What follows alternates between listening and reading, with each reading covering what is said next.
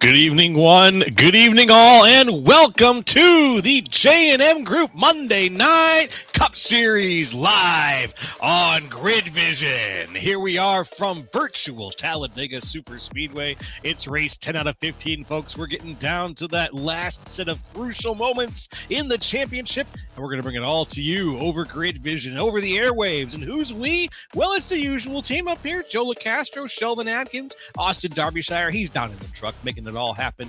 Really the wizard that casts all the spells that bring this all to you. And here we are flying down with the other wizard, the Google satellite camera, to have a look at Talladega Superspeedway. Beautiful, beautiful, beautiful. And Sheldon, how excited are you to be here tonight?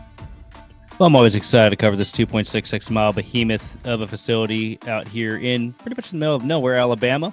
So we get a look at the track right now, military base right there off of turn 2.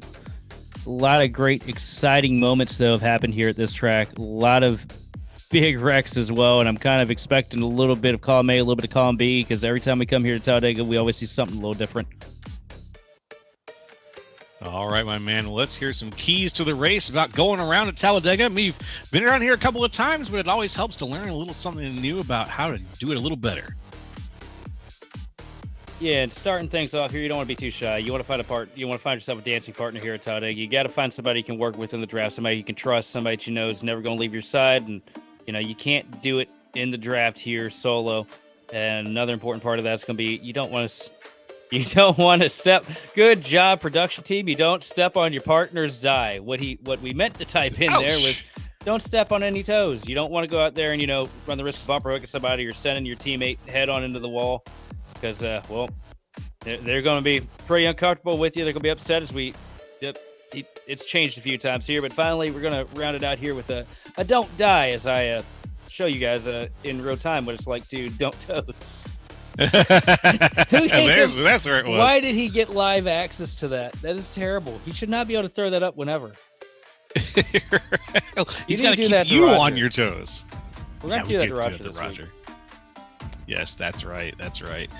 I'd love to see if he's going to keep up with the changes being done to the production here. But let's keep up with the changes that are happening here on the standings, at least after last week's race results. Let's break that down really quick.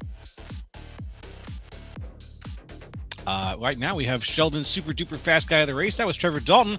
But overall it was Dalton, Ryan Long, and Drew Calvert. Your 1, 2, 3 with Landon Kano and Andrew Pileshi, breaking down the top 5 of last week's race results and the previous season standings. Here we go. Austin Call still at the top of the field here with Maxwell Caldwell, Justin Lewis, Joshua Yarbrough still yet to break into the top 3 there. It could be tonight. Who knows? And Jonathan Castlebear running out your top 5 with only 5 races left to go. Look at how close it is up there at the top. Just 7 points separating first and second from each other. So the battle for the championship here is getting close as we get down to crunch time.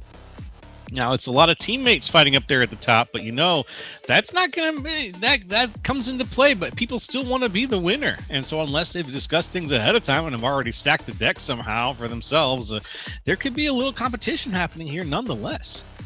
Nothing to mention, too, this is the final race of the regular season. We enter the championship round or the playoff here at the conclusion of the race here tonight. So it is the final 10 drivers, or only the top 10 drivers are going to be in for the playoffs this year.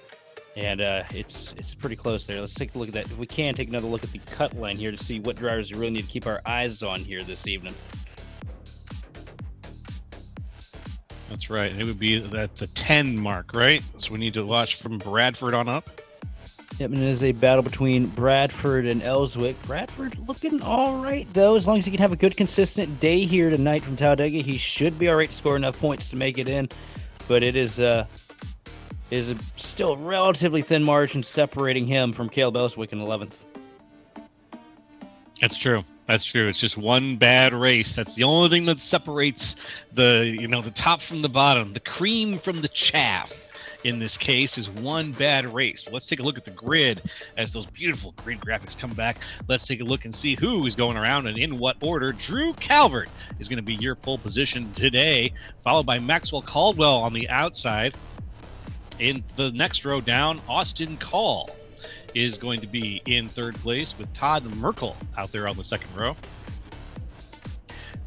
In the third row, Justin Lewis and Mark Kazin. Moving on back to seventh position, John Bradford in the 00 and Caleb Peterson in the 20.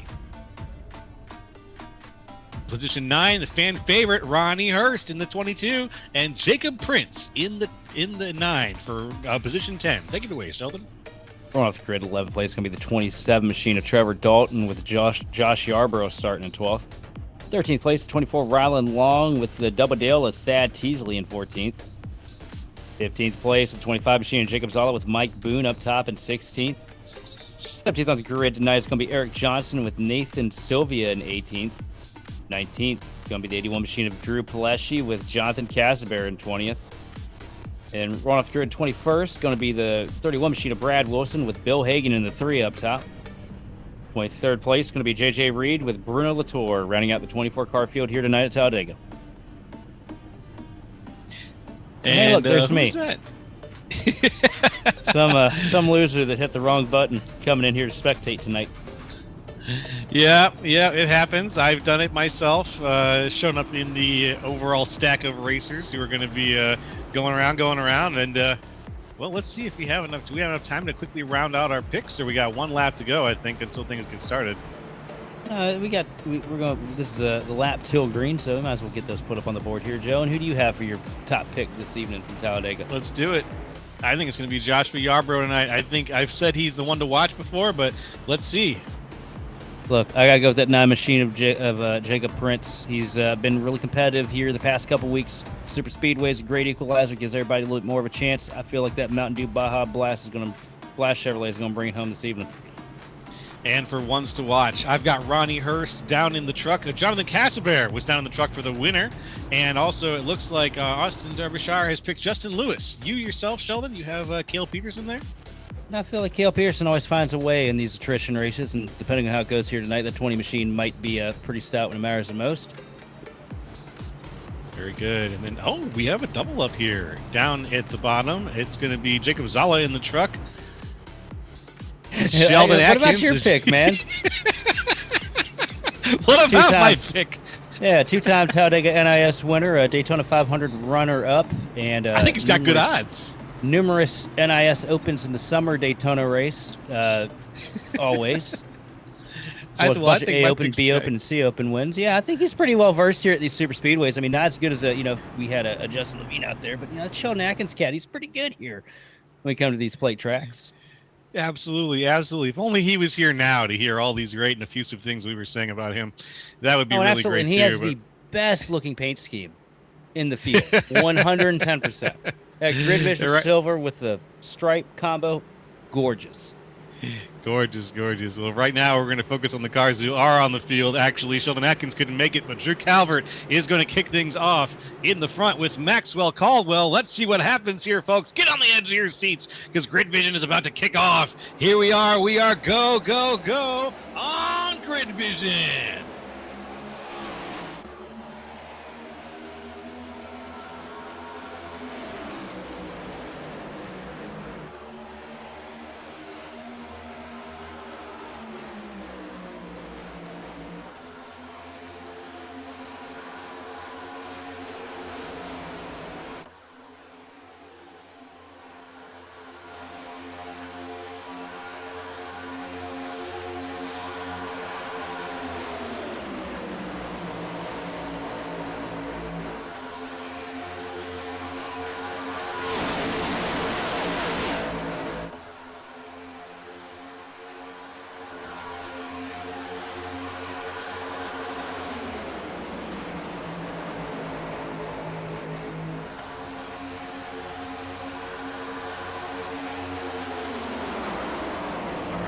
Back across the line after one. We've got some movement, don't we? A few 3 wide situations have cropped up a little bit. We've got one going right now. I think you can see right there, Lewis. It looks like not Jacob Prince. Yeah, Justin Lewis was right in the middle there of a 3 wide situation, but he's pumping it now, moving toward the front, trying to pass Jacob Zala, putting it 3 wide again. This situation, people are all over the place right now. We have 3 lines forming up here at Talladega. Yeah, Justin Lewis gets cycled out of the pack there for a second. Looked like it was going to be curtains for the 7 machine. Gets picked up by his 1320 teammate Drew Paleshi, though. Now they're making a ride to the front, working this middle lane. Jacob Zala threw a little bit of a move on the 9 machine of Jacob Prince that wasn't too well received. He got a little bit of a breakup here with the 1320 cars. Todd Merkel comes out, pulls Austin Call with him, and that's going to shove Justin Lewis out of line. Had to go up to the top lane there to avoid getting in the back of his teammate. And, oh, that's close right there. Here comes Bradford to the top. This is really scary stuff. Austin Call trying to make those defensive moves, but without cutting the nose off of John Bradford if he can avoid it. Bradford now getting the big squeeze as Justin Lewis moves up to the top with Merkel. Merkel up there. Everybody trying to make use of that top row if they can, when they can. But right now, John Bradford is going to be in the center of it all as we head into 3 and 4, coming back around to finish up the 5th lap of this race, the 3rd lap of this race. What I like right now is nobody's content to ride around. Everybody trying to make moves. You got the 4 1320 machines stacked up on the outside line, though, locking bumpers here into the travel. Justin Lewis all over the back bumper, the 18 machine of Austin Call, trying to push his teammate up to the lead. Across the stripe here for lap number 4. It's going to fall into the hands of the Affleck Camry. Oh, not for long here up at the front. Bradford getting the big push now from the 22 of Ronnie Hurst. Hurst is up a little bit, up into Austin Call, just a touch, back up into the center now. He's trying to hold on to that center lane as best he can. Austin Call does so, though. Ronnie Hurst falls back, that center lane. Ooh, Call with a fast move down to the inside, excuse me. And Justin Lewis tries to follow, but only gets down to the middle lane. I think I'm noticing, too, I looked through the grid here. You know, you're talking about the battle for 10th place to see who's going to make it into the playoffs here. And I do not see Caleb Ellswick in the field, so it looks like Bradford is more or less locked in here. That's true. Yeah, this is a good turn of events for Bradford, who is here turning laps tonight. So he's going to get the points necessary to not just maintain where he's at, but stay in the bubble for when we get to the end of this race and start that championship. Big blink. On the bottom. Huge 24 machine of blink out of Ryland that. Long and heavy check up there. Ooh, wow, yeah, that is going to reverberate down the whole inside lane. We have the top line, the advantage here. You see Maxwell Caldwell getting a lot of help from his teammate Trevor Dalton. Justin Lewis in line behind him, a 3-car breakaway on that outside lane, trying to get clear of the bottom. Wow, all 4 of the cars up here at the top are also 1320 cars. Caldwell, Dalton, Lewis, and Call, all 1320 now, leading this race. What a team. These guys have got to be pretty substantial. My brain completely fell off the rails there. I am sorry, guys. It's okay. I was going to say these guys got to be lighting up Discord right now with leading this race.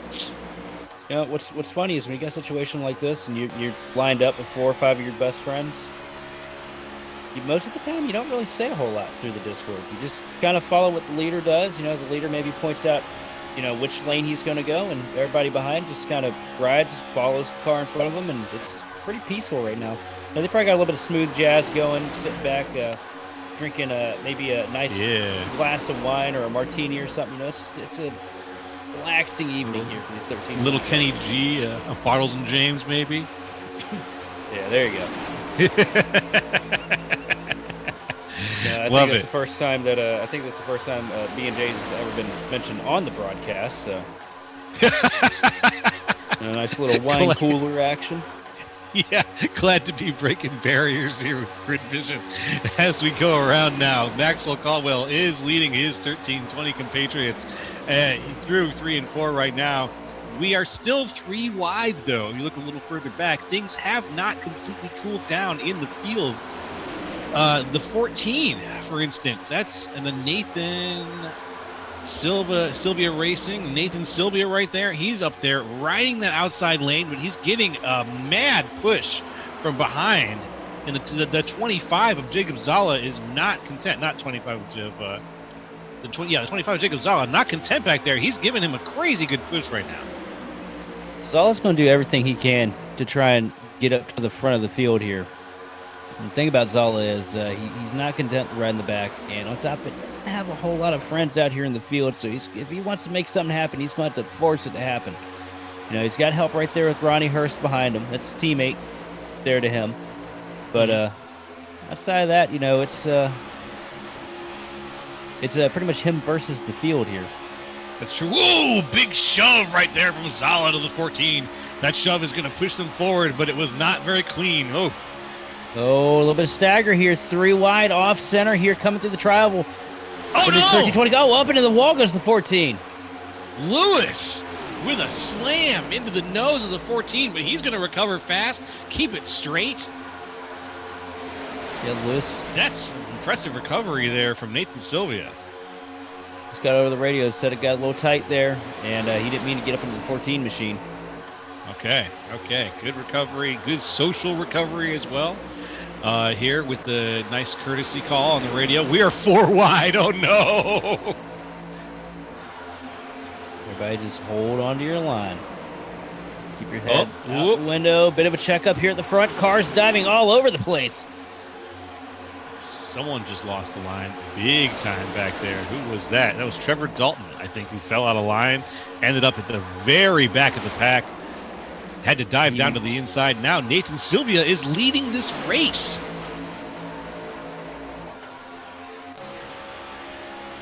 Dalton may have looked at the lap counter and realized how chaotic it was up here at the front of the pack and decided, you know what, maybe I'm going to duck out of this because you guys are about to find the fast exit to Talladega.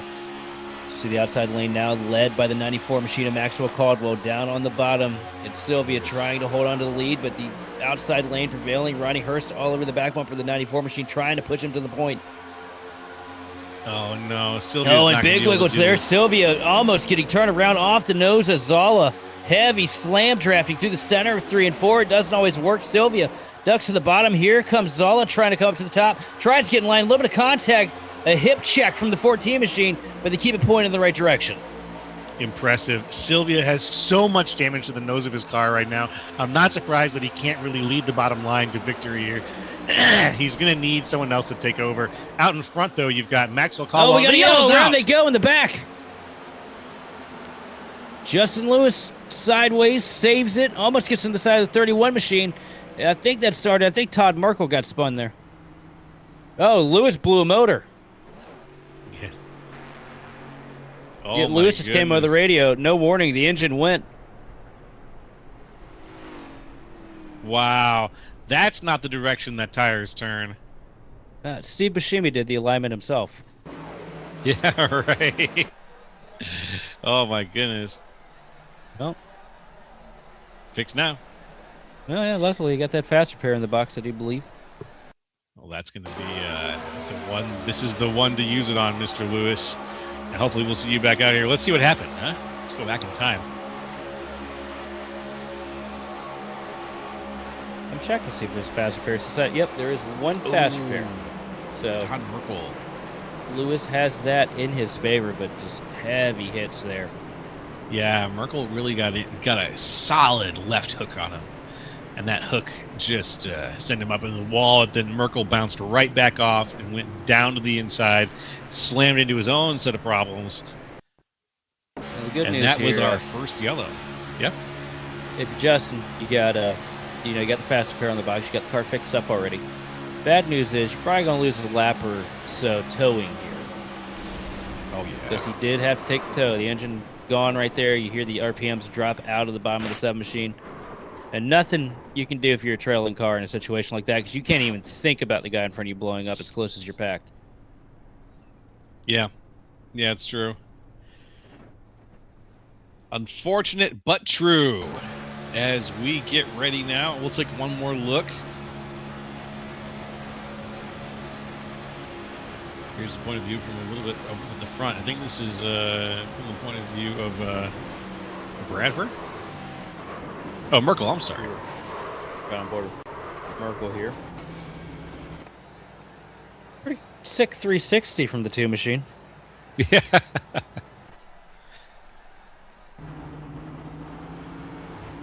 If only we gave points. If only there were combo points for tricks in iRacing.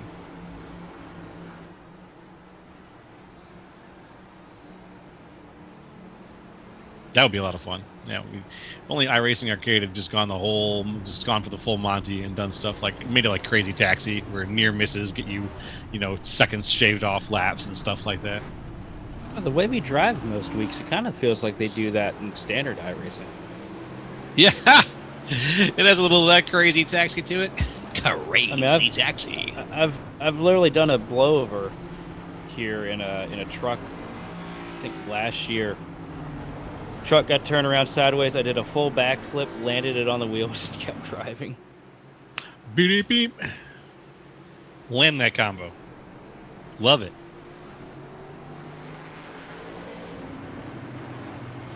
I'm telling you, 1 year for April Fools. They just got to put speed boosts on the track. Just little zones. When you drive over it, you go a little faster.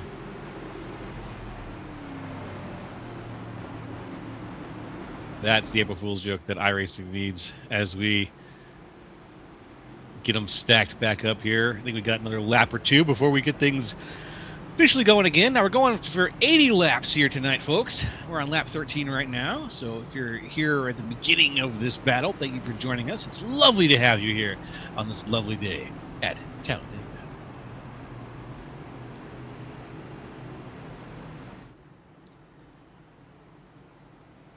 See a few people keeping their tires warm as we've got at least, like I mentioned, one more lap to go. That's the Affleck car of Austin Call. Call was driving very well, very fast, and very defensive early in this race.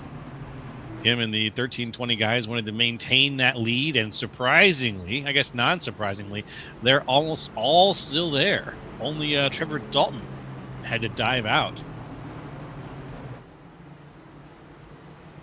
Oh, excuse me. Trevor Dalton dived out, and Todd Merkel, one of the other drivers there, Todd Merkel was involved in that crash as we saw, so it wasn't really a dodging out there. But 1320 showing once again their prowess at these ovals. They got 3 drivers up at the front, with Dalton working his way back up the field. And we could see Merkel also work his way back up the field. He is a driver that has that kind of potential to make his way once things get going. So the lights are off in the pace car. Very soon we're going to get to see these 6 drivers go up against the rest of this field and find out who's got the staying power at Talladega.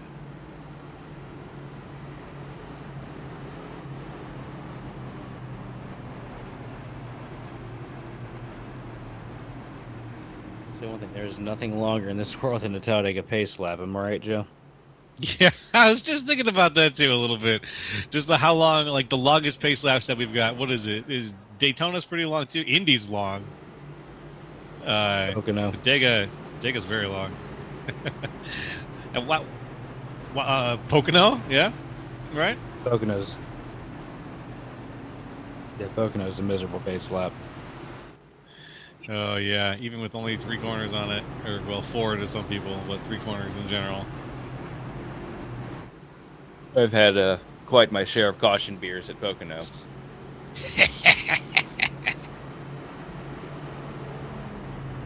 Non-alcoholic iRacing, I promise. Of course. We would not be using iRacing at the same time. We'd have an alcoholic beverage. That would be irresponsible. A little bit of Bush NA.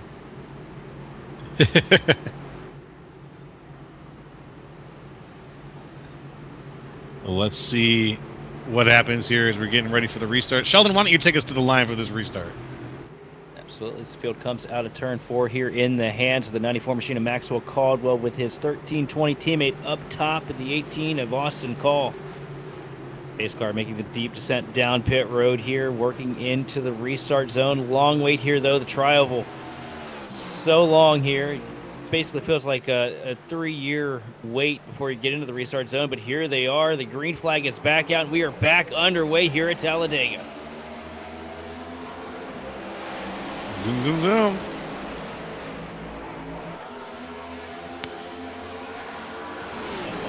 94 machine of Maxwell Caldwell trying to hold that inside lane, pull the advantage here down the backstretch. But here comes Ronnie Hurst up to the back bumper, the 18 Aflac Camry. Out of turn 2, outside line with the surge. Ronnie Hurst, a good push down the Alabama Gang super stretch. Just going to get that 18 machine clear by a quarter. Oh no, the 94 machine still hanging up onto the quarter pound here into 3. Now the momentum's going to search the inside lane. Oh, and around goes Caldwell off the nose of Pileshi. Those Chevy noses I talk about all the time, that the nose on the Camaro creating a pivot point there, and it's very easy to turn somebody around, and you just saw it happen right there in real time. Whoa, that was really close. And then Bradford just about got into Pileshi as well. Pileshi now trying to give the push to Austin Call. The 1320 boys are losing members here left and right. Is now with Maxwell Caldwell having cycled back there, and what a save from Caldwell. He very easily could have rebounded back up into the field and caused our next yellow, but instead he really had to have an amazing grip on that wheel to avoid doing that and to just stay just below the line. Rest of the field managed to do so as well, but out at the front, it's going to be 13:20 until you get to Jacob Zala, and then Ronnie Hurst still leading things on the outside line.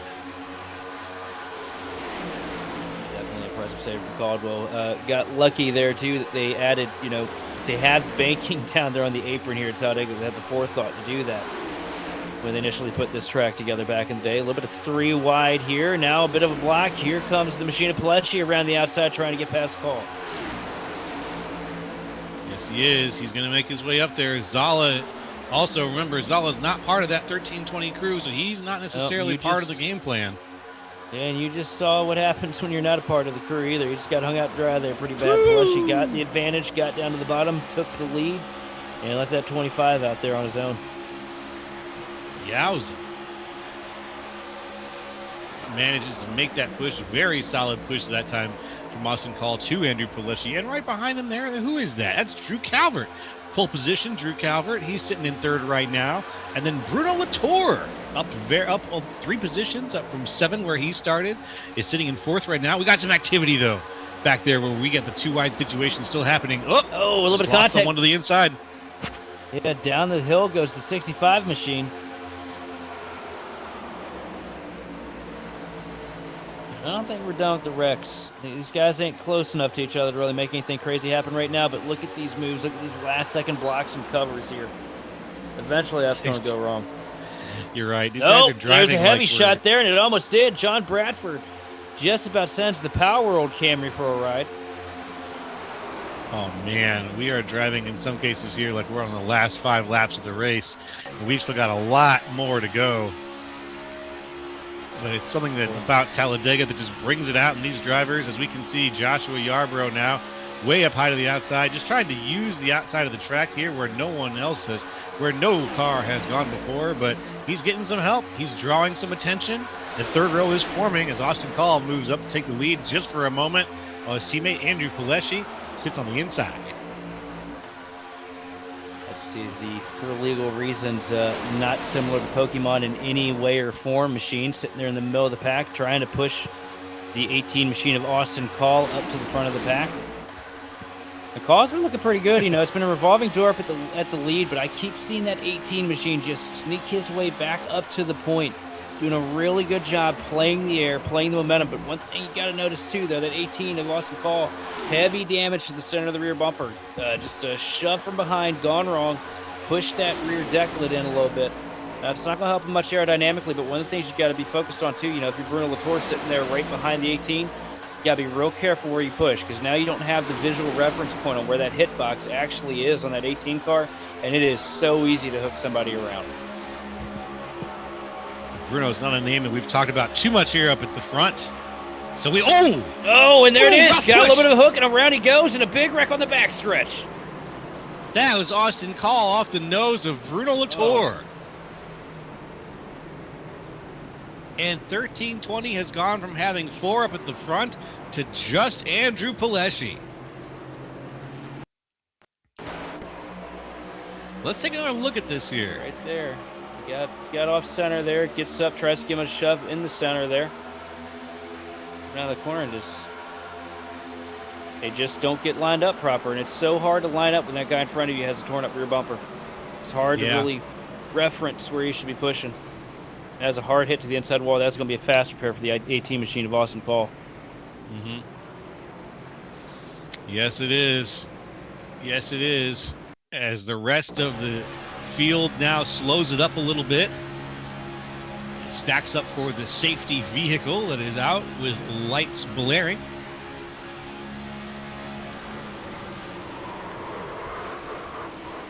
Take a look at this once more, this time from Maxwell Caldwell's point of view. Ooh,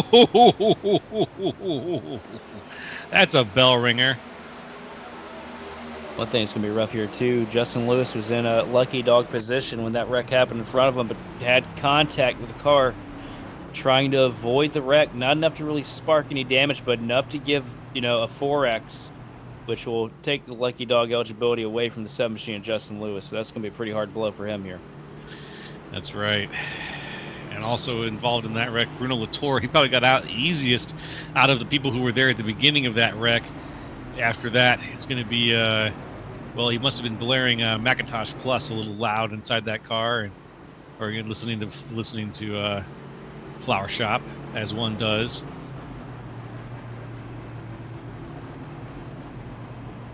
But I think that, like you said, it was just a few small errors that just sort of chaos theoried their way into much larger problems.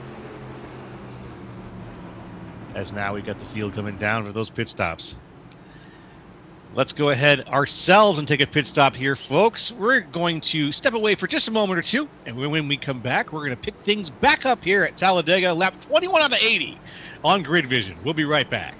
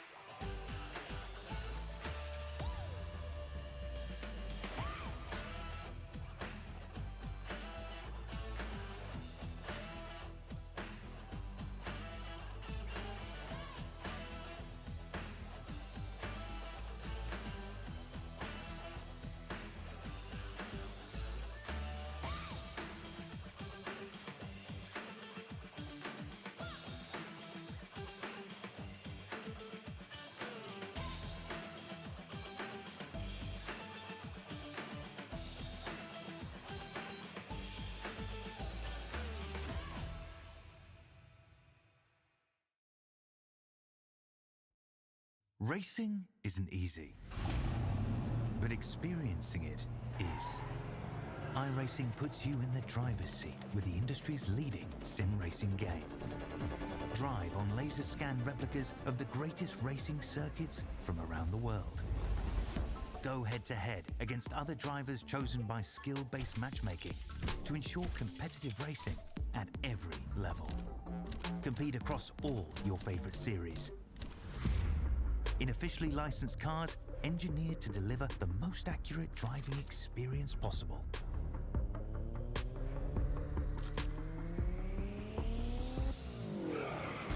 Join a race or host your own with players from across the globe. Race against the computer or in a league with friends. Feel the thrill behind the wheel. visit iRacing.com.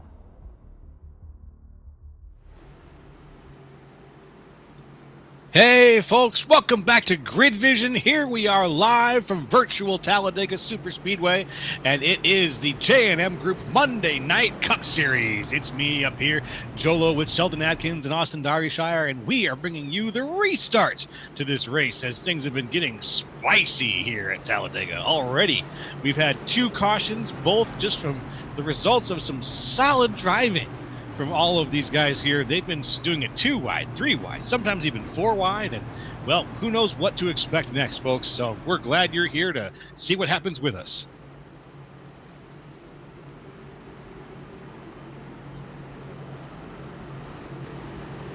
Right now, we're going to get things restarted here as we come out of 3 and 4.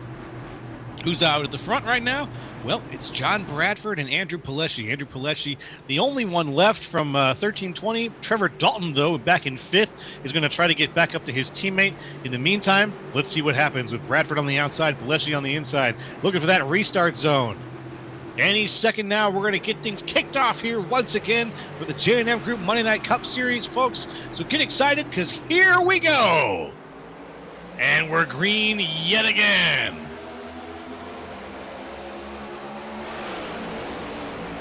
Good clean start here for the outside lane. The 8 machine of Johnson locking bumpers here for the 00 of Bradford. Bradford trying to maintain his position here in the top 10. Good run for him so far in the Liquid Death Mustang. But a quiet race for him so far this evening. But, you know, with all the chaos that's been unfolding here today, it's probably what he's looking for. But down the back straightaway, 3 cars in line now. It's the 25 machine of Jacob Zala locked into the back of the 86 of Drew Calvert, as they push the 81 of Drew Pileshi to lead in the 3. A lot of pushing going on here down at the bottom row. Very close driving, but they are locked in. Now, these are 3 cars that are not even part of the same crew for the most. None of them here. I think Outcast Motorsports has 2 up here. It's Calvert and Johnson, part of the Ice and Fire crew for Outcast Motorsports. Well, Ice and Fire, respectively, 2 separate teams.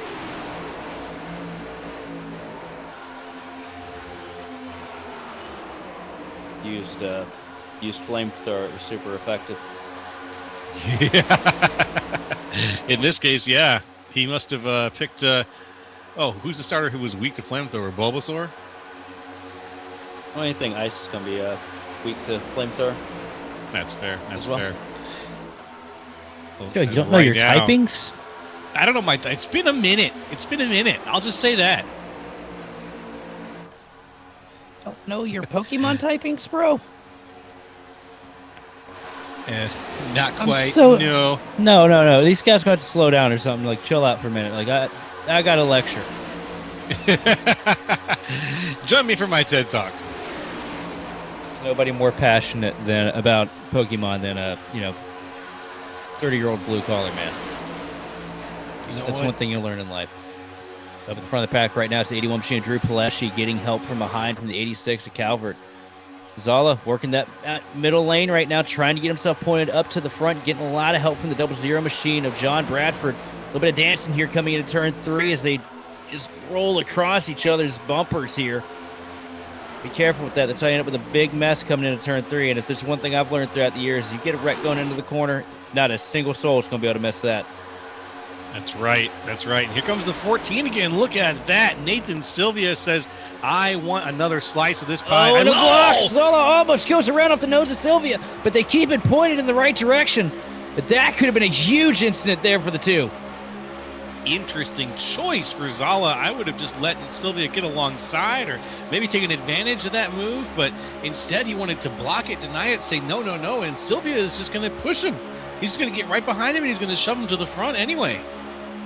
Well, I'll tell you, we talk about learning how to run super speedways. We learn about, we talked about, who mentors who and stuff throughout the years. One thing that we haven't mentioned a whole lot here on stream is who's mentored the young man behind the wheel of the 25 machine, Jacob Zala. That is somebody that spends countless hours of his days over there in Justin Levine's Discord. And, when we think of super speedway racing, we think of that machine of Justin Levine working up to the front just about every time we end up on one of these tracks.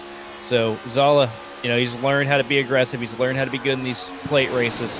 And he's pretty much throws caution to the wind here to try and hold on to the lead, because if you end up in the middle of that pack there, your odds of winning here tonight become relatively slim to none, because it's so hard to make moves happen mid-pack with this current Cup Series package.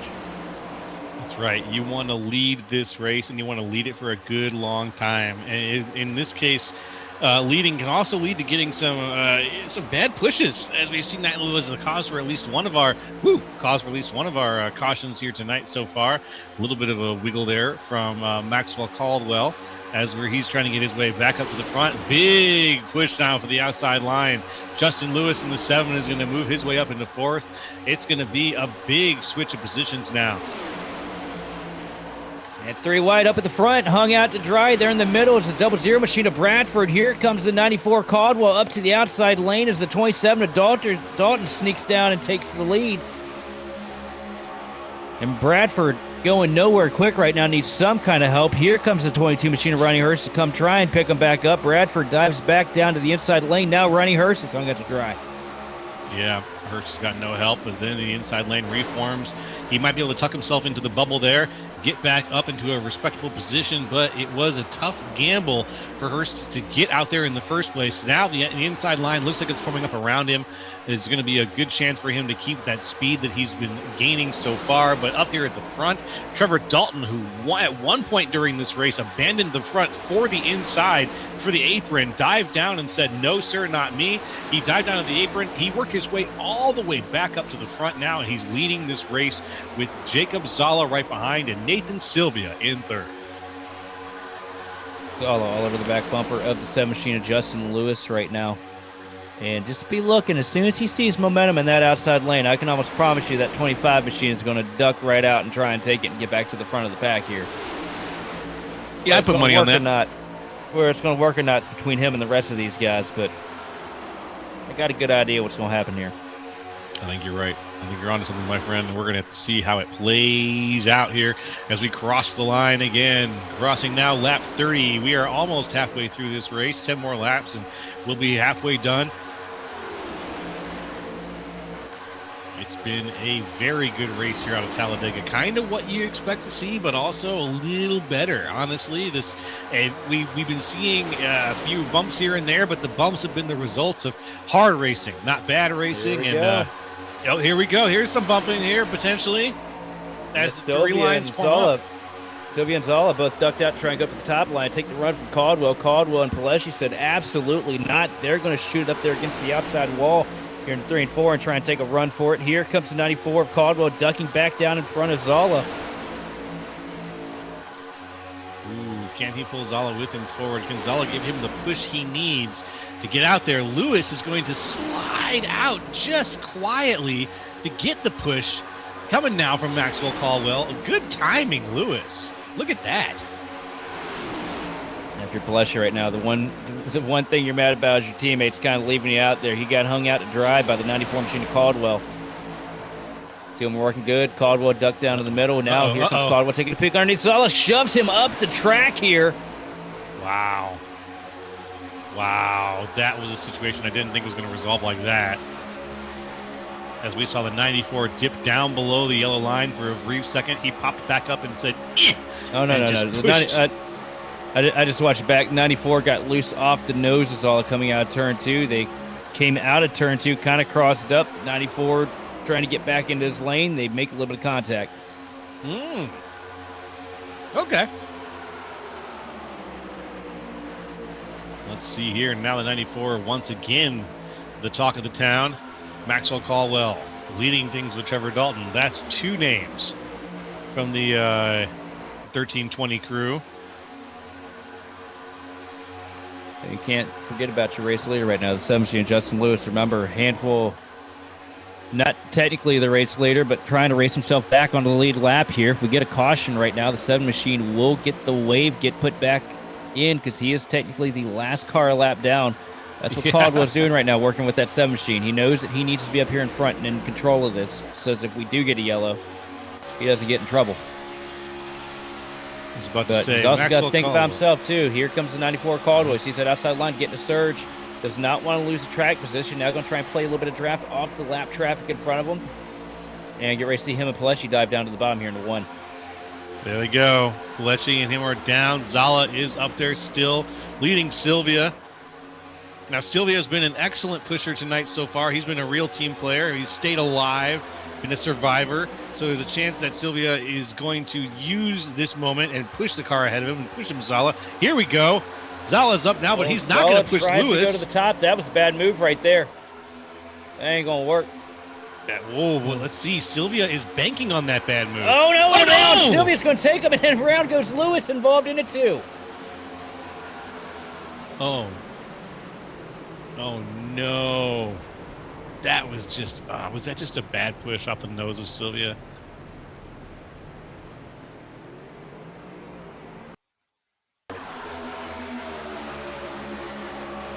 See, Zala goes up to the outside here, tries to get past the 7 machine of Lewis because he wants to have an opportunity for leading.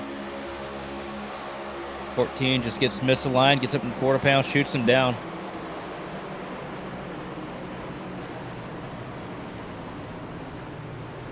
Zala and Justin Lewis going at it right now over the radio. That's right. Yep. No love lost right now. That's going to be it for sim racing, though. You know, it's one of those hobbies that you put a lot of passion into it. You want to drive well, you want to drive hard, and when you get these kind of wrecks, it's going to get under your skin.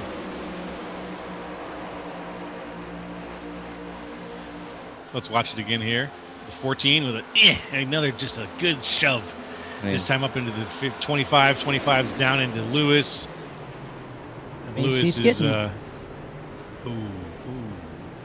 He's getting mad at the 25 over the radio, but it's really much 25 could have done there. Yeah. You know, if you want to get mad, you got to be mad about the guy that was pushing in the corner. I mean, you know, Sylvia not trying to do that either. He's trying to push his line. Everybody's pushing in the corner here. Just sometimes you get misaligned. And it happens, you know. It happens to anybody here at these speedways. Yeah. Yeah. It's definitely a rough break there. Definitely a rough break for Justin Lewis because it's been a night where anything that can go wrong will go wrong for that 7 machine, but that's true. It's Blake He's racing. had a blown engine already once tonight, right? Yep, that was his fast repair. Now he's going to take the damages manual for the rest of the night. And pretty sure got a good little bit of damage on that 7 machine after that incident there. Let's see how many people stay in the pits here and how long they stay in for, as nearly the whole field's down here now.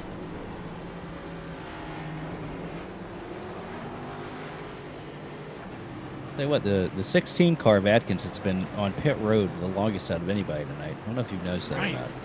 I just wonder if everything's okay over there. That's all. What's going on inside that driver's head, I wonder. All the time.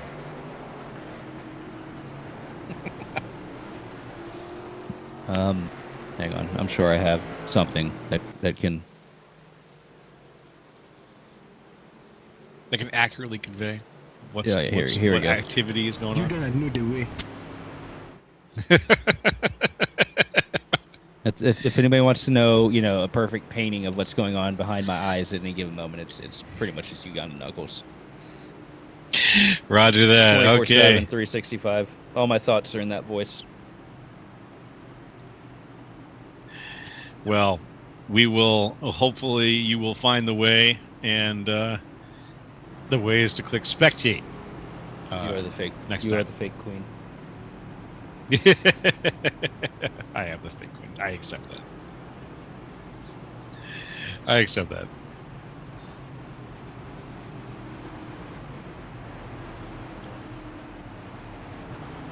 So who we got left here in 1320 at the front now? This time it's Andrew Pileshi and Trevor Dalton up at the front. Ronnie Hurst still holding it down. Hurst has been great tonight, man. He's been really fantastic. Just led on the pedal and just really been pushing like crazy, but with good respect to the car ahead of him. So let's hear it for Ronnie Hurst tonight.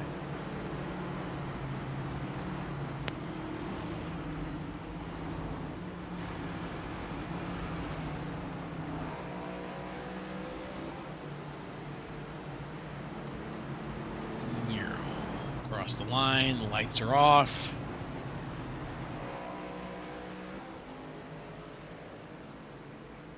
And now we're going to see everybody get stacked up.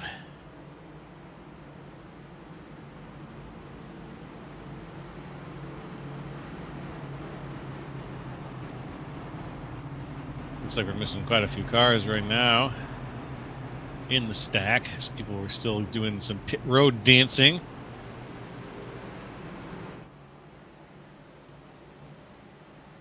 But up at the front, we've got Paleshi, we got Dalton, we got Hurst, we got John Bradford, we got Drew Calvert, and we got Bill Hagan, a name we haven't mentioned much tonight either.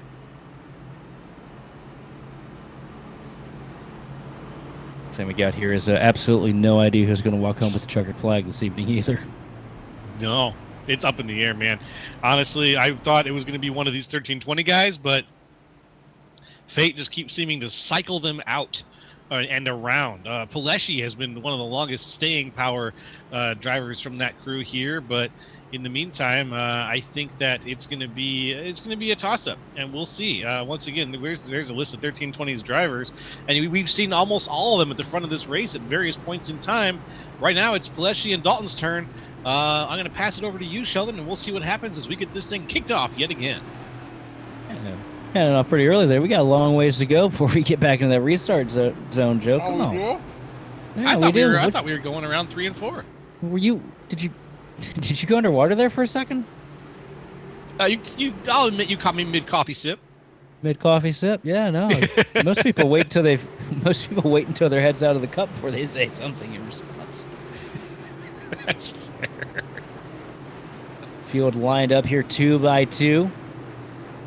Into the restart zone. Drew Paleshi with the advantage. Dalton to his outside here. And the green flag is out. We are back underway. Outside line getting connected a little bit better here at the start-finish line. A little bit of gap there between Paleshi and Ronnie Hurst. Hurst not able to get to the bumper just yet either. Going to be interesting to see how this plays off. Coming out of turn 2, though. Here comes Ronnie Hurst finally tagging onto the back of the 81 machine. Good push down the back straightaway, and it's going to push the 81 to the lead.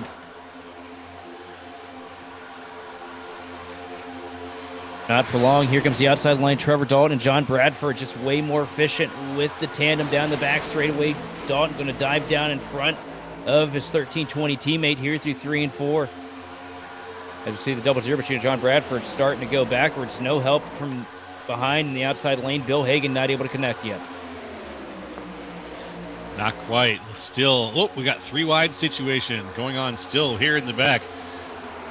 It looks like Jonathan Casaber was trying to find a place for himself, couldn't quite get it working. Here comes the 8, the 7-Eleven car, shooting up in the middle, right between the 15 of Mike Boone. Lots of activity back here. The number 3. Oh, man, look at the 8 machine diving all the way down the hill there. I thought he was going around for a second. I thought he was too. There's a lot of activity here. We've got this 3 wide situation happening. Nathan Sylvia up there on the top line, still trying to hold things down with Bradford there on the inside. Bradford moves up, not quite door to door, but Sylvia is holding on and leading things on the outside with the 15 right next to him. Bradford just doing his best to stay stable there in the center of all these cars, with Drew Calvert just ahead of him. He can't really get anywhere, but he has been door to door with Nathan Sylvia now for almost a lap, and Sylvia is going to fall back now. It looks like just a little bit, as things are going to continue to work out for the 1320 crew, and Trevor Dalton and Andrew Paleshi still leading this race. I was getting a little nervous there watching Sylvia getting pushed by that 15 of Mike Boone. He was all over the back bumper to the center of the corner. I thought he was going to go sideways there for a second. Mike Boone, also one we haven't talked about much, realistically at all this season. He's still in the hunt as well. You know, everybody's got the same stuff here tonight. Just matters how well you can cut yourself through the draft and, you know, start getting to crunch time. Some of these guys have been hanging around the back of the pack. You'll start to see them start to work their way to the front because they know that it's when it matters the most. And a lot of guys opt for a strategy to just hang around the tail end of the field to avoid the early race calamity so as they could be there at the end. And hey, if you've got a history of passing cars and you've got the skill to make passes at a situation like Talladega, that's a good strategy. Sit at the back. Try to avoid the big one. Try to drive through. You know, don't get caught up getting checked up, and just try to avoid taking damage until you get to the last quarter of the race, and then, you know, the last third of the race, and then really put the lead down. Try to make your way back up to the front. Not an overall bad strategy.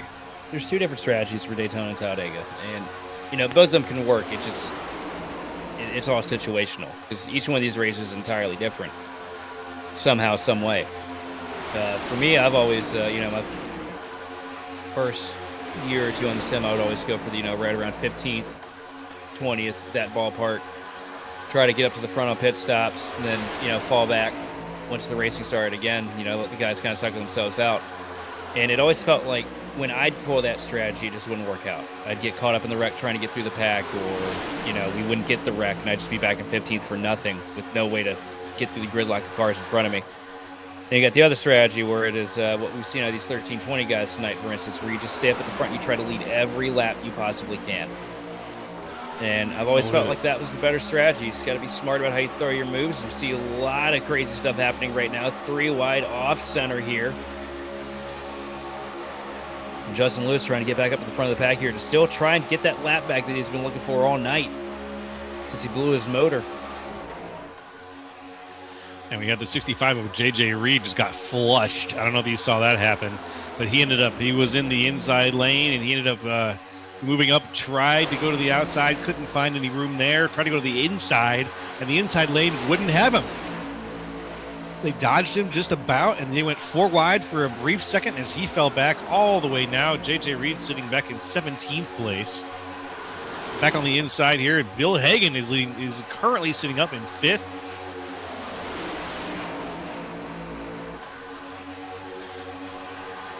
And we're seeing the 13-20 boys still lead this year, but here comes Eric Johnson trying to make something happen on the outside. Look at the playoff bubble right now, and look who's worked himself up into the 10th spot here, the 9 machine of Prince. Him and Paleshi going at it, 6 points separating 10th from 11th right now. Ooh, that's close. Ooh, that's close.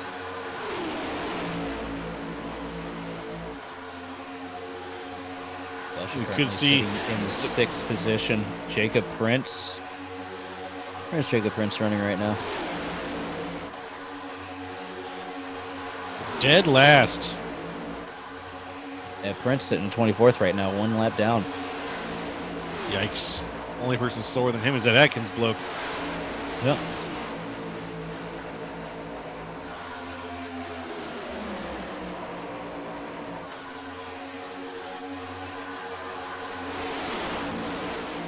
Right now, Paleshi's going to absolutely have to win here tonight if he wants to get the job done.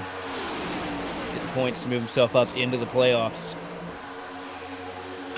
Yeah, the way he's been tracking, man, it looks like it could happen. Yeah, but also he's going to need that the 9 machine to stay a lap down here.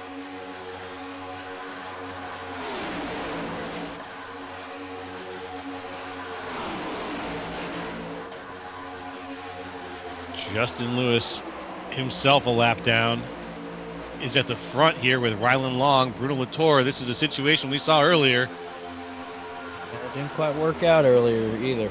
Not for the 7 machine anyway. Don't want to see a repeat here. Ooh. Here comes Caldwell up to the top. Whoa. Way down to the inside. Lewis not clear, makes contact with the 8. Yeah, I don't think Rylan liked the push that he got from the 94 machine of Caldwell, opted to fall back into the pack here to try and stay out of the calamity. Justin Lewis now going to help his 13-20 teammate up here at the front of the pack. Now going for the block, trying to block the 8 machine of Johnson. Here comes Johnson squeezing through the middle. He's looking for it. Latour is going to throw in with Lewis though at the top. Instead of Johnson for a second, now Latour moves down to the inside. Say what, man? It's a bold strategy to be a lap down, throwing blocks and lead lap cars like that here at Talladega. I know Justin Lewis wants to get up here and score the top spot and try and get his lap back if the caution comes out. I mean, you throw moves like that, odds are you're going to be in the caution. You got to be real careful if you're up here at the front like this. I know the point is to be aggressive and try to get that lead spot. At some point, you got to kind of cut your losses a little bit. Know that staying up there is just going to be, worst case scenario for you. Yeah, absolutely. And we're still 3 wide here, going through the tri-oval now into 1 and 2. Maxwell Caldwell losing a little bit of speed now. The number 7 still on the outside. Oh, no! That was Big Eric. crash.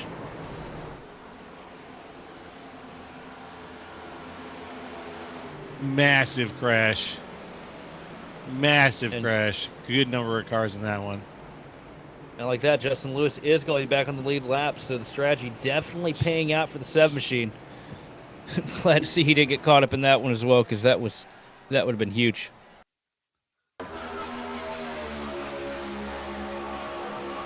Let's see what happened.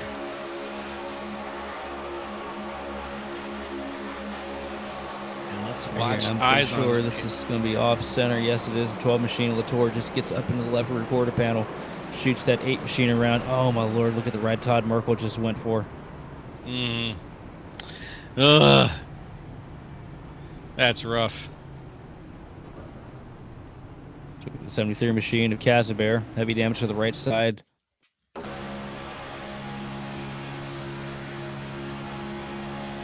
Watching right now from his point of view. Let's go on board with Jonathan Casabert here as he's all over the back bumper of the 94. Caldwell goes in the corner, thinks fine, gets right hooked up into the field, and him and Jacob Sala come together in 1 and 2.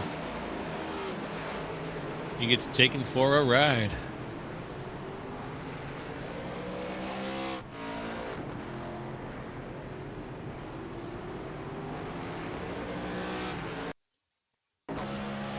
All right. It's going to be on board with Todd Merkel. Yep. Hold on to your drinks, guys. It's going to get pretty wild. Let's see it. Oh, I'm waiting for it. Can you see it start? You get hit. Oh, wow. 2.5, 3. Yep, 3 full revolutions there for Todd Merkel. Worst part is just that head-on collision with that outside wall. Yeah. I didn't look to see if there was any black smoke come off the car or anything, and can't really hear the engine sound off our production feed, but I got a good feeling that was a motor blown there for the 2. This is the first hit, second hit. Crunch. Oof. There you go. See, you saw a little plume of black smoke come out of the 2 machine there. And it's going to be a tow for him. That smoke's got to stay in the engine. That's how it works. So when it comes out, once it comes out, it ain't worth the crap. Yeah, getting it back in's a pain in the ass. You just can't do it. So in this case, it might be curtains there, or at least if he already uses fast repair, we know that. No, I don't think he uses curtains, but it could be. I don't know if he uses fast. He did have to tow. It doesn't look like the fast repair has been taken yet. Probably going to wait till he gets in the box. The 7 of Justin Lewis uses fast repair early when he blew his motor, but I can't tell you if 2 use his or not.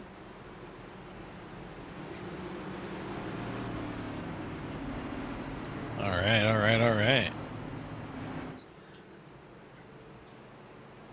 We're going to go ahead and take a quick little break here, folks. When we get back, we're going to keep going here at Talladega Superspeedway with the J&M Group Monday Night Cup Series. So stay tuned here to Grid Vision.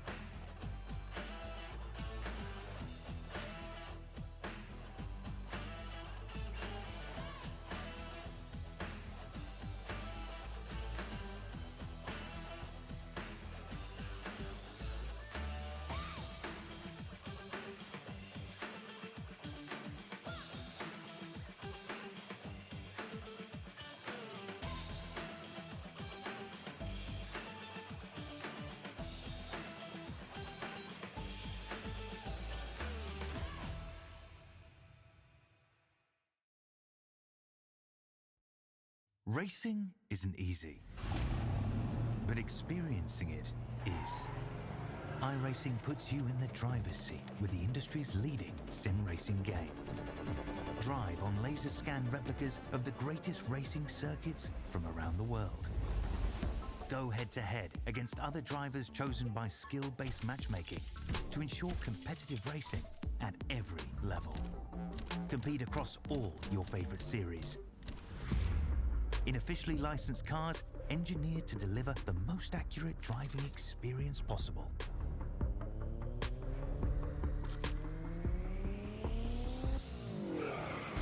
Join a race or host your own with players from across the globe.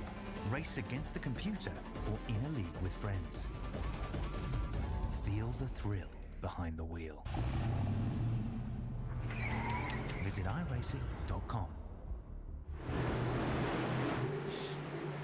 Hey folks, welcome back to the J&M Group Monday Night Cup Series. We're going to get things kicked back off again real soon here from virtual Talladega Superspeedway. The pace car is gone. Here we go. The green flag is flying. So you know what that means? We're green yet again. Here we go.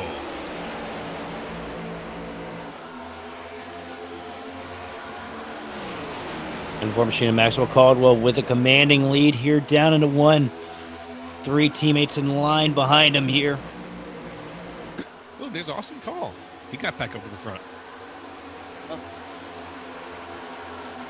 And obviously Merkel had a fast repair on the box there for the 2 machine, but sitting at 24th right now, not the spot he wants to be.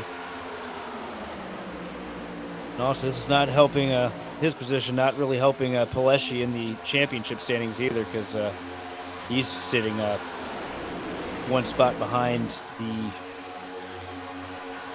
Oh my lord, I'm drawing a blank. Sorry, guys. Been a long day. It's all right. Look, yeah, Prince still with the advantage. 6 points still separating 10th from 11th. Just 6 points. Here comes Todd Merkel trying the same strategy that Justin Lewis pulled earlier, getting help from the 7 machine here. Prince trying to find the air, though, trying to find the momentum. Peterson almost into the quarter pound. The 7 machine as he worked down the back straightaway.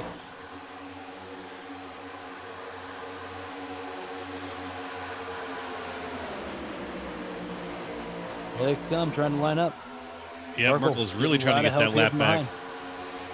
He's getting help from the man himself. Yep, the guy who did this strategy, who was able to pull this off, but we're going to have to wait to see if he can... if the field allows him to get this lap back.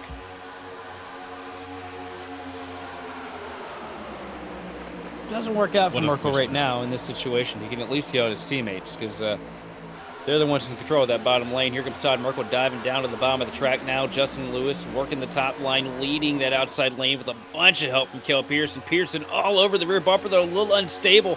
Might have to be careful here as he work down the back straightaway. Yeah, that would be the last thing that Justin Lewis needs is another bad push. That would be a very, very unfortunate way for his night to, well, it would virtually end at that point, I think. If he had another really bad push, we could have another bad wreck out of that. But let's keep our fingers crossed, as it looks like the 2 of them are having a little bit of trouble getting synced up right now.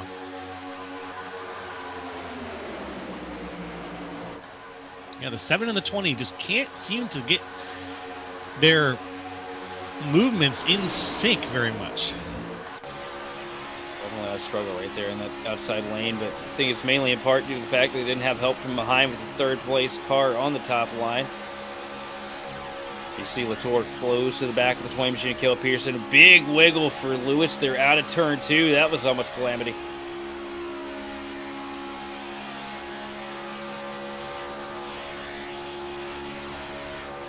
Good push on the outside line right now. Look at that. In front of the pack, 7 machine Justin Lewis with Kel Peterson in tow. And Merkel's there now. He's in 3rd, but Justin Lewis leading this race. Feels like he's fought tooth and nail to get to this point. Oh, Kel Peterson's going to leave him out there. Yeah, Pearson wants to have a chance at it too. Here comes Max Caldwell up to the back of the 7 machine of Justin Lewis. Teammates working at it again here. That's what gives him a good push. Gonna be a great push here down the back straightaway. Todd Merkel not able to close to the back of the towing machine of Pearson. Gets shoved by the 81 of Pileshi to try and catch up. Too low, too late though. But now down to the bottom of the track. Here comes Max Caldwell. Latour ducks in line behind the 94 machine. Lewis getting hung out to dry here into turn 3. 86 machine of Calvert tries to lock up to the back bumper of the 7 machine. He gets hung out to dry. Here comes the 87. They're making a third lane on the outside line here. 87 one we haven't talked about much today either. It's Mark Kazan. That black car on the outside lane. The beautiful black and gold trying to make the outside lane work as Justin Lewis is into the back of the 2 Todd Merkel with a little push, not a very big one right now. They are lined up. Austin Call down on the inside trying to make the pass on his teammates. And here comes 81 machine of Pileshi trying to go up here. Sees his teammates in that middle lane. Decides, you know what? This is a good opportunity to get myself up to the front. Oh, and Latour, big wiggle behind the 94 machine of Caldwell. Oh, the 2 Merkel almost goes around off the nose of Justin Lewis. Lewis falls back just a little bit after that. Doesn't want to be the cause of the next yellow. He does not. Caldwell ducks down to the bottom, I think a little bit too early. That gives Drew Pileshi a chance at taking over the lead.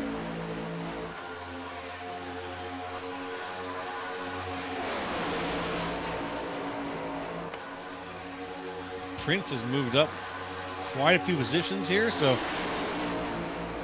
yeah, Pileshi right now on the outside looking in. Jacob Prince moving up that many spots. It's going to knock that 81 machine out of the bubble if he can just hang on to where he is right now. Which is a devastating feeling when you come out here, you win, and you know, lead a bunch of laps, think you got the playoffs locked up.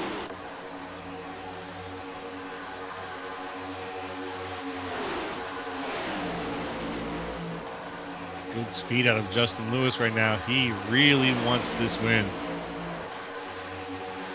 And Todd Merkel down a lap or two.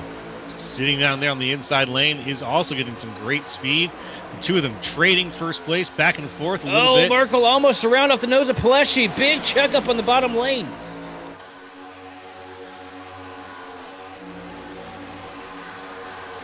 It looks like that checkup's not going to reverberate too far back, as Maxwell Caldwell has got enough speed still to push out into the outside lane, or the center lane in this case. Oh, the number 8's around!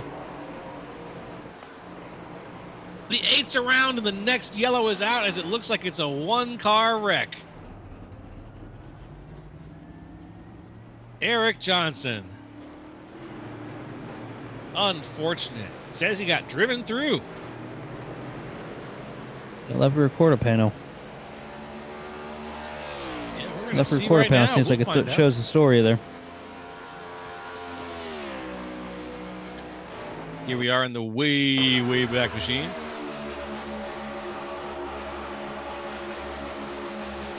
Sylvia cycles back in behind. There's a bit of a check up there right when Sylvia went to attach. Oof, Nathan Sylvia, he's been the key unlocking a few of these situations tonight. I don't know. I understand Eric's frustration here, but you know, that 87 machine right here coming in 3. Sylvia gets behind. He's got the throttle down. I don't know, man. It's hard. It's very hard. So, I mean, touch. he obviously he made contact with him. It's just the bumper hook, man. It's so hard to determine, you know, where these things are going to go when you catch up to somebody in the corner like that. Yeah. Well, here's Eric Johnson's POV right now. It was a feather light touch, is what it looked like, but. Yeah, you see the RPMs dip a little bit there, and as soon as the RPMs dip, it's right when the 14 attaches to the back bumper.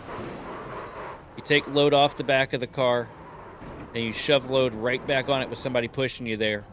And it basically just turns these cup cars into a forklift. Yeah, maybe not so light, unfortunately.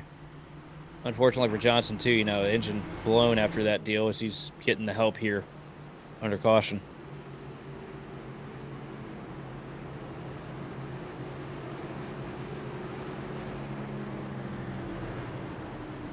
And now the crews are all coming back down to top things off. Top things up, I should say.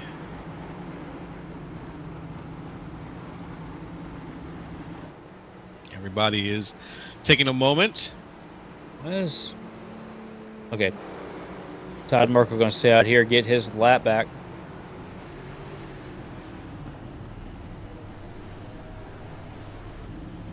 Just saw Andrew Pileshi stop in for a quick bite. And he's going to win the race off the line there.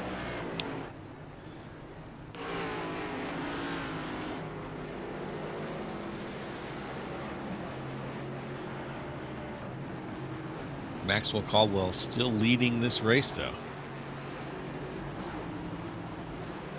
Caldwell's been good here tonight. Oh, yeah, he won the race off there. I'm sorry, I had that. Caldwell's been really good here tonight. Hasn't made any mistakes, really. Been up at the front of the pack since we dropped the green flag 61 laps ago. It's true. Even made a call to fall back at one point, I think. And avoided some of the bigger trouble. Yeah.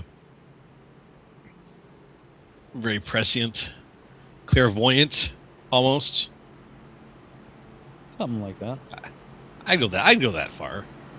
Seems like he's seeing the crystal ball pretty well for tonight.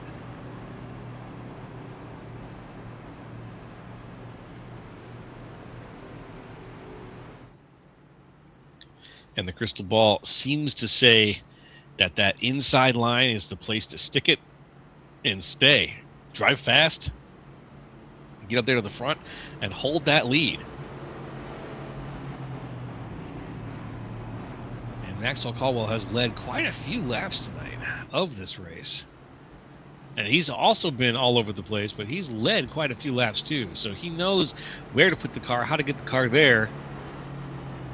And now that he's got the feeling, the muscle memory for leading the race, there's a very good chance that he'll be able to take it yet again here from this restart and hold on to it for quite some time. We've got 19 laps to go for the end of tonight's race, so there still is a chance for anything to happen, but Maxwell Caldwell has had this experience. He's had the experience during the race to get this to the end of the race, so I'm looking forward to seeing how it plays out.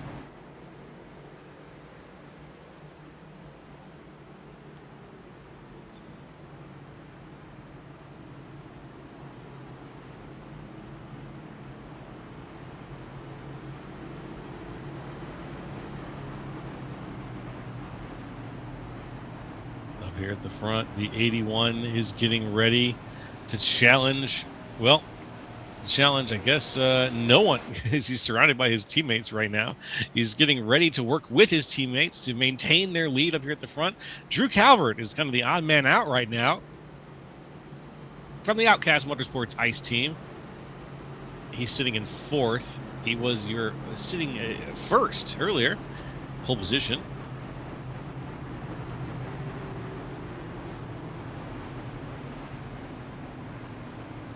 Calvert's been another one running a good race here today. Yes. See Rylan Long sneaking his way back up here into the top 10 this last cycle.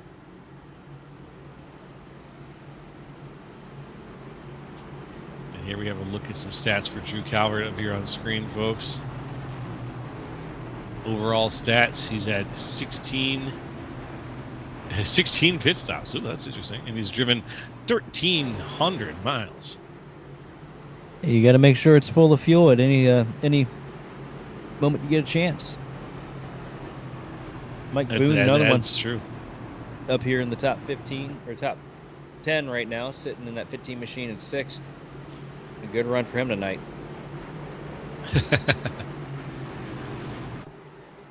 There goes the pace car. We're going to get things kicked off here. Any second here, we're going to get things kicked off. We're going to come around the horn, right? It's a little bit late for this restart zone, but we are excited to see how things are going to play out here at Talladega. So let's go. We're green yet again. And across the line, 18 laps to go here from Talladega. Field in the hands of the 94 machine of Max Caldwell. The outside line led by the 81 of Pileshi.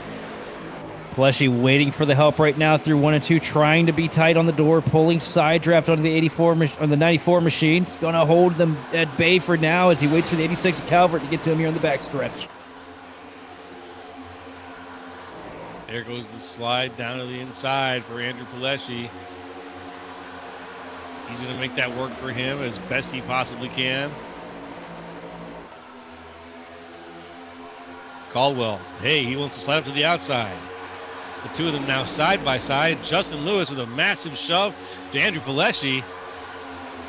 1320 is once again in charge here with Drew Calvert there on the outside behind Maxwell Caldwell.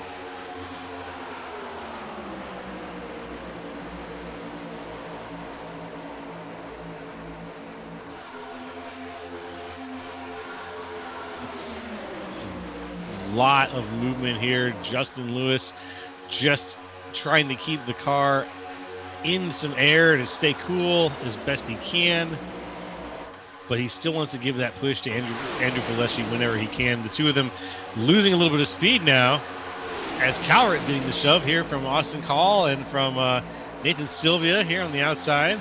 Drew Calvert.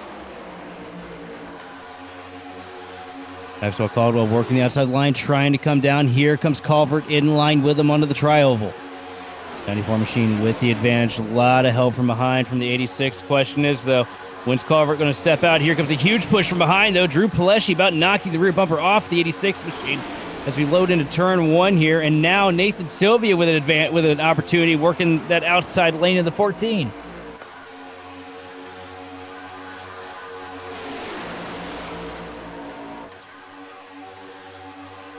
Back straight away, huge shove from behind from the 81 machine of Pleshy to the back of Caldwell. And here comes the 86 machine. He ducked out just in time to get the push from Sylvia. Here comes Calvert now leading into 3. Calvert and Caldwell side by side. Two different teams here. 1320 not going at it quite as easily as they were hoping, unfortunately. Calvert and Sylvia push their way forward. We can expect one or both of them to try to make their move down to the inside. Here comes Sylvia. He's going to make the move. Sylvia almost sent him. He did. Very close Calvert. there. Sylvia did not manage it, though. He got down to the inside, and he's leading the race. Calvert getting hung out to dry here, but getting a lot of help from behind. Here comes the 18 machine of Austin Call up to the back bumper here through the back straightaway. Down the hill goes the 86 machine of Calvert, trying to take that inside line, trying to block both lanes. Here comes the 14 machine of Sylvia. Got to be careful, though. Up to the back bumper, and Caldwell is pretty much shoving the 14 through the corner all over the back bumper, and I'm just so worried for that 14 of Sylvia. I feel like Caldwell might just end up hooking him here. But now up to the top of the track, here comes the 94 machine with help from Pleshy. And these 1320 cars all lined up in a row here trying to take this thing back over. And they're going to do it, too, I think, here, as Sylvia is wondering, maybe I can make my way up to the top. No, not quite. He's going to be stuck down there, pushing Drew Calvert. The two of them looking for a gap, maybe. Can't quite find one. 1320 cars are getting things sorted, though, up here at the front. Now Maxwell Caldwell down on the inside, leading things. With Andrew Pleshy coming down now from the top and leaving Justin Lewis out there to help lead things in the outside line. It was 3 wide in the middle there. It moved Mike Boone up to the 4th spot. Now all over the back bumper, the 7 machine of Lewis. Here as we work into the tri-oval.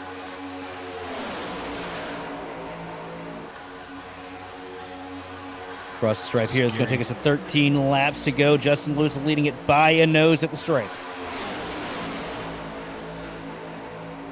Scary situations here. We are 2 wide through the entire field right now. Oh wait, there's just a few people there in the back I just noticed, but we're 2 wide throughout the majority of the field right now, folks. Stacked very, very tightly. Everyone's got the bubble, but everyone is also looking to make a move.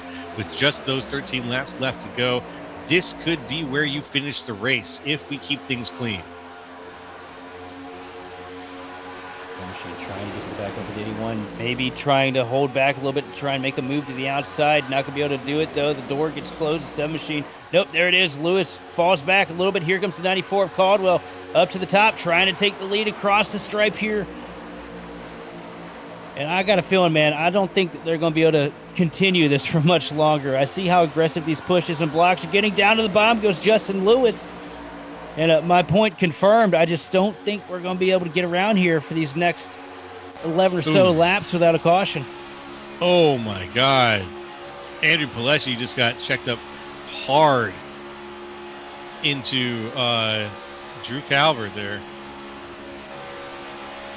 Big checkup. This lap traffic here, Kel Peterson on the bottom as these guys try to figure out how they're going to make it work. These two lines compressed down into just about one. Lewis all over the back bumper of the 94 machine of Caldwell. And the 15 machine of Mike Boone now up on that outside line. This is the closest he's been all night long. He's got an opportunity. He's going to lead across the stripe here. Good for him. Glad he's had that opportunity here. As here, the 15 with that checkered roof is trying his best to hold on, but doesn't have the speed into 1 and 2 right now, unfortunately. Who does have the speed, though? Maxwell Caldwell, Justin Lewis, Andrew Pilecki. The 1320 Racing Enterprises cars are all shuffling their way to the lead. Oh, and a huge block. Caldwell almost shoves the 81 up into the fence. Fratricide. And it's not going to work out for either one of them. Pilecki's going to get hung out to dry here, going to fall all the way back. Not what he needs with the way that the points are right now. Needs every opportunity he can to make up as many spots as possible if he's even going to have a chance to get to the playoff. But that's out the window now as we come across the line. 10 laps to go. Justin Lewis with the lead. He just got passed by Prince, so I think that might knock him out. Maybe. Oh, he was already knocked out. He needed something bad to happen to Prince and to pretty much win the race the way the points are. But it doesn't look like it's going to happen right now. He's back to square one at the tail end of the field here, just about. 7 car, Justin Lewis leading Mike Boone here through 3 and 4. And look who's found his way back into third. It's Jacob Zolla. The other pick here tonight, sitting there in the 20 machine, Cale Peterson. Ran such a quiet race. And I've always talked about it. If there's anybody that finds a way in these attrition races, it's always Cale Peterson.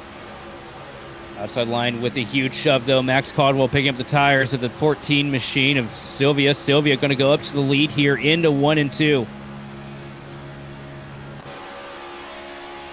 And the 15 of Boone just blew a motor right in front of Zolla. And he hooks Zolla around. He goes to 25. And Zolla head on into the inside wall. And we're still green? That was a blown motor.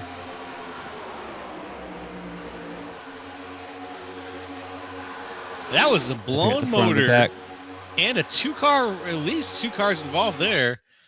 But we're still green.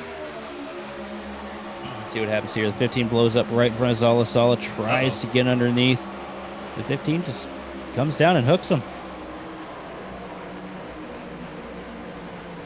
Back up here at the front of the field, things are getting really hot. The 14 almost just hooked Justin Lewis. Leading things right now, though, it's John Bradford in the Liquid Death car. Here comes Austin Call. Bradford down for the block. Justin Lewis stays up top. Call with a huge shot to Bradford.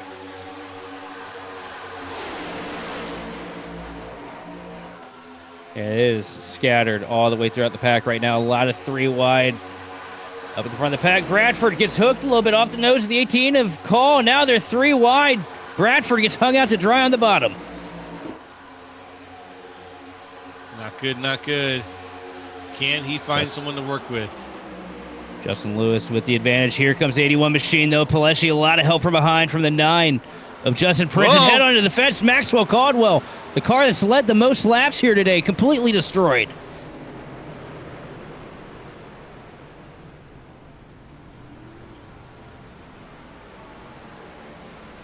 Oh, no. Completely destroyed. Yep. Look at that. That's going to be another tow scenario there. Yep. Caldwell just got probably the worst ride you could possibly get at Talladega. Yeah. Well, to take a look at that again here. It looks like Mike Boone has gone ahead and gone over the wall as well. His night's over after that engine blow.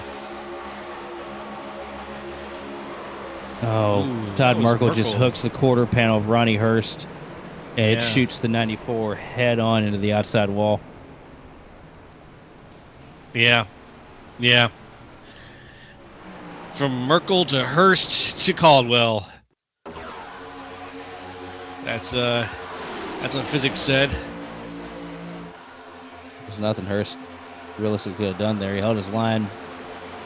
Merkel just wandered up the track a little bit. They're coming into one. It's the easy thing to do. You know, you focus on what's going on directly in front of you a lot of times here at Talladega, and you don't realize the little micro adjustments you make with the wheel throughout the straightaway, throughout the corners, and sometimes you just, you know, run out of room, not thinking about it.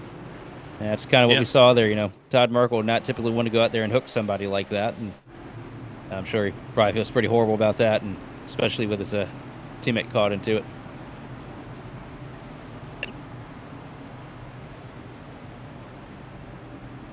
Also, Justin Lewis coming on the radio saying he's having fun. He's not upset about anything. Sometimes he gets passionate in the heat of the moment. You know, I know running third and having passed 100 cars today, just about, Justin Lewis definitely feels good right now. Yeah. Oh yeah. You're gonna feel good about the quality of the run in a lot of cases here. There are some guys here who've put in quality runs tonight, and they, even though the things they've been involved in haven't been their fault, they've been involved in them. Their own performances have been really great. I think that Justin Lewis has been one of those drivers. But if he somehow gets turned around again before this thing's over, I don't think you're going to hear the same story from Justin Lewis. No, we're gonna fire and brimstone. just a hunch. I don't think. I think you're right. I'm not. I would take that bet. Yeah. Yes, sir.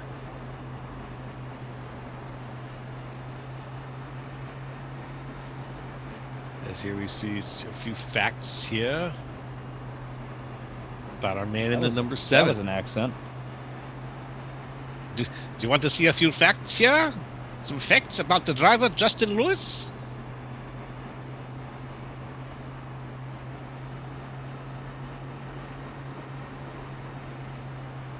It's my very, very, very loose Ludwig von Drake accent. Definitely loose. Yeah, I wasn't going too hard on it. Didn't go full throttle on the Ludwig von Drake, but I was going for it a little Workshop bit. it a touch. Yeah. There's always room for improvement. Always room for improvement.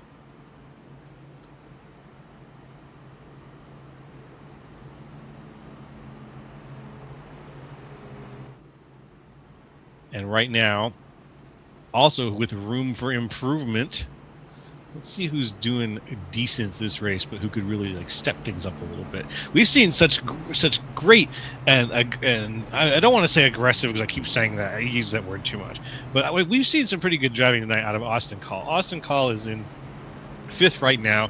He's had some close calls, haha, pun intended, over the course of this night.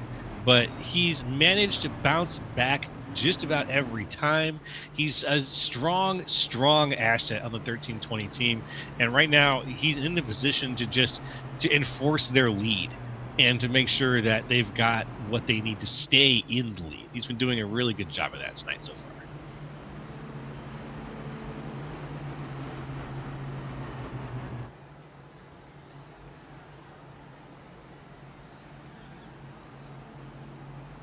Let's see who else we've got to keep eyes on right now. Up here at the front, Jacob Prince is sitting pretty in the 2nd place at the moment.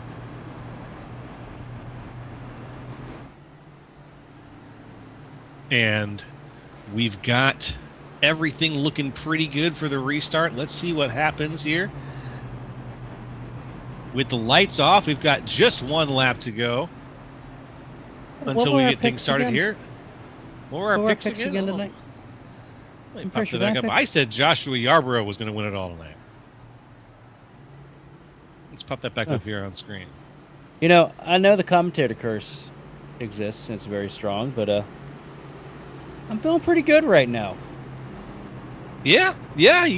So the commentator curse is the real thing, but at the same time, you're in a pretty good position right now, my man, with 4 laps to go in the race.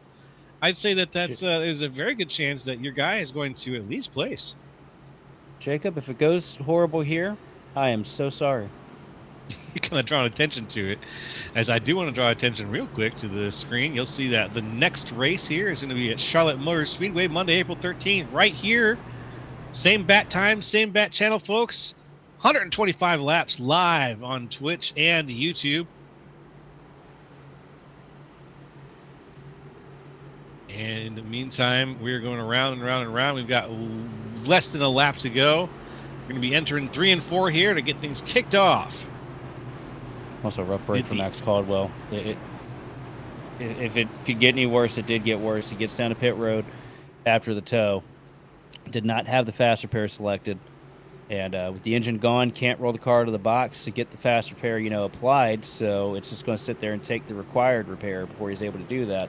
So he's not going to be able to finish here tonight at Talladega. He's going to take the early flight home. Ugh.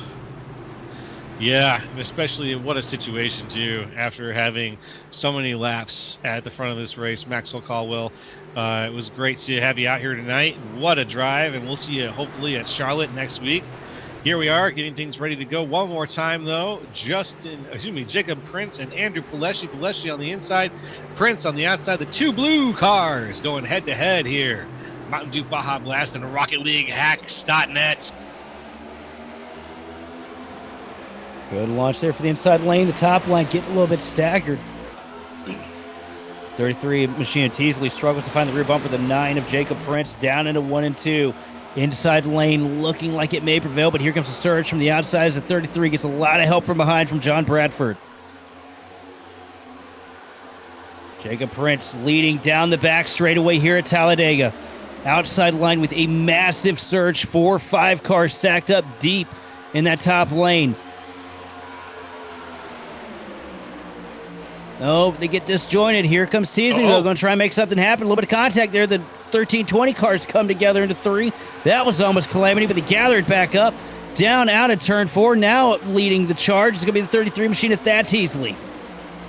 Thad Teasley, we haven't mentioned him in the lead yet tonight, but here he is leading this race as we go across the line.